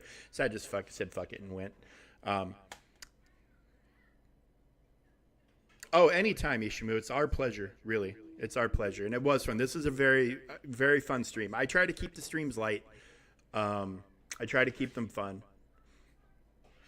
I don't want people to come here and, have it be a Debbie Downer sort of a situation. I like to have a good time. I enjoy talking to people. I enjoy laughing. So, whenever we get that sort of stuff going on, it's always a fantastic day. But, yes, Ishma, it's been especially a pleasure having you here with us today, and we look forward to seeing you again. And I look forward to seeing the rest of you again. I'm starving. I got to go get my fat ass some food, and I haven't given my son a hug yet since he got home from school. So I need to go and do that and give him a hug. And he's 8, so he'll be like embarrassed and push me away, but I'm gonna hug him anyways. And there's nothing he can do about it. But yeah, guys, we will. I might stream my TB stuff tonight. We got to talking, so it actually ended up slowing me down. I never did hop over here and stream any of the territory stuff. So after dinner, I might hop on for a little while. Plus, that'll let us, we can stream this once these platoons are filled. So maybe I'll do another short little territory battle stream tonight on my main account here. Yeah, and then we'll go from there. So get going right now. I'm going. I need to get on to Marvel Strike Force too and see what's going on. But anyways, yeah, I might be back tonight. If not, well, you'll just have to live without not seeing me do my part to unlock Zepho. But anyways, guys, we'll catch you tomorrow. We'll be doing Conquest and all that happy horse shit again. And then Thursday we will do the Great Mothers when they land. So hope to see you all again then. And yeah, you guys have a good night. Good luck with all of your shit. Don't forget to go get your GAC crystals. And did they add the packs? Are the packs? Yes. There was a couple of GACs where these packs weren't showing up in the store, but they're here now. So if you feel like playing Galaxy Hero slot machine, you might land yourself a jackpot for 5,000 crystals to have a shot. I mean, at minimum, you're going to get 16 Zetas and 12. I'd feel better if there was a 1 right there. I really fucking would, but hey, it is what it is, guys. So don't forget all that. And we'll catch you later, folks. Take care, and we'll see you later.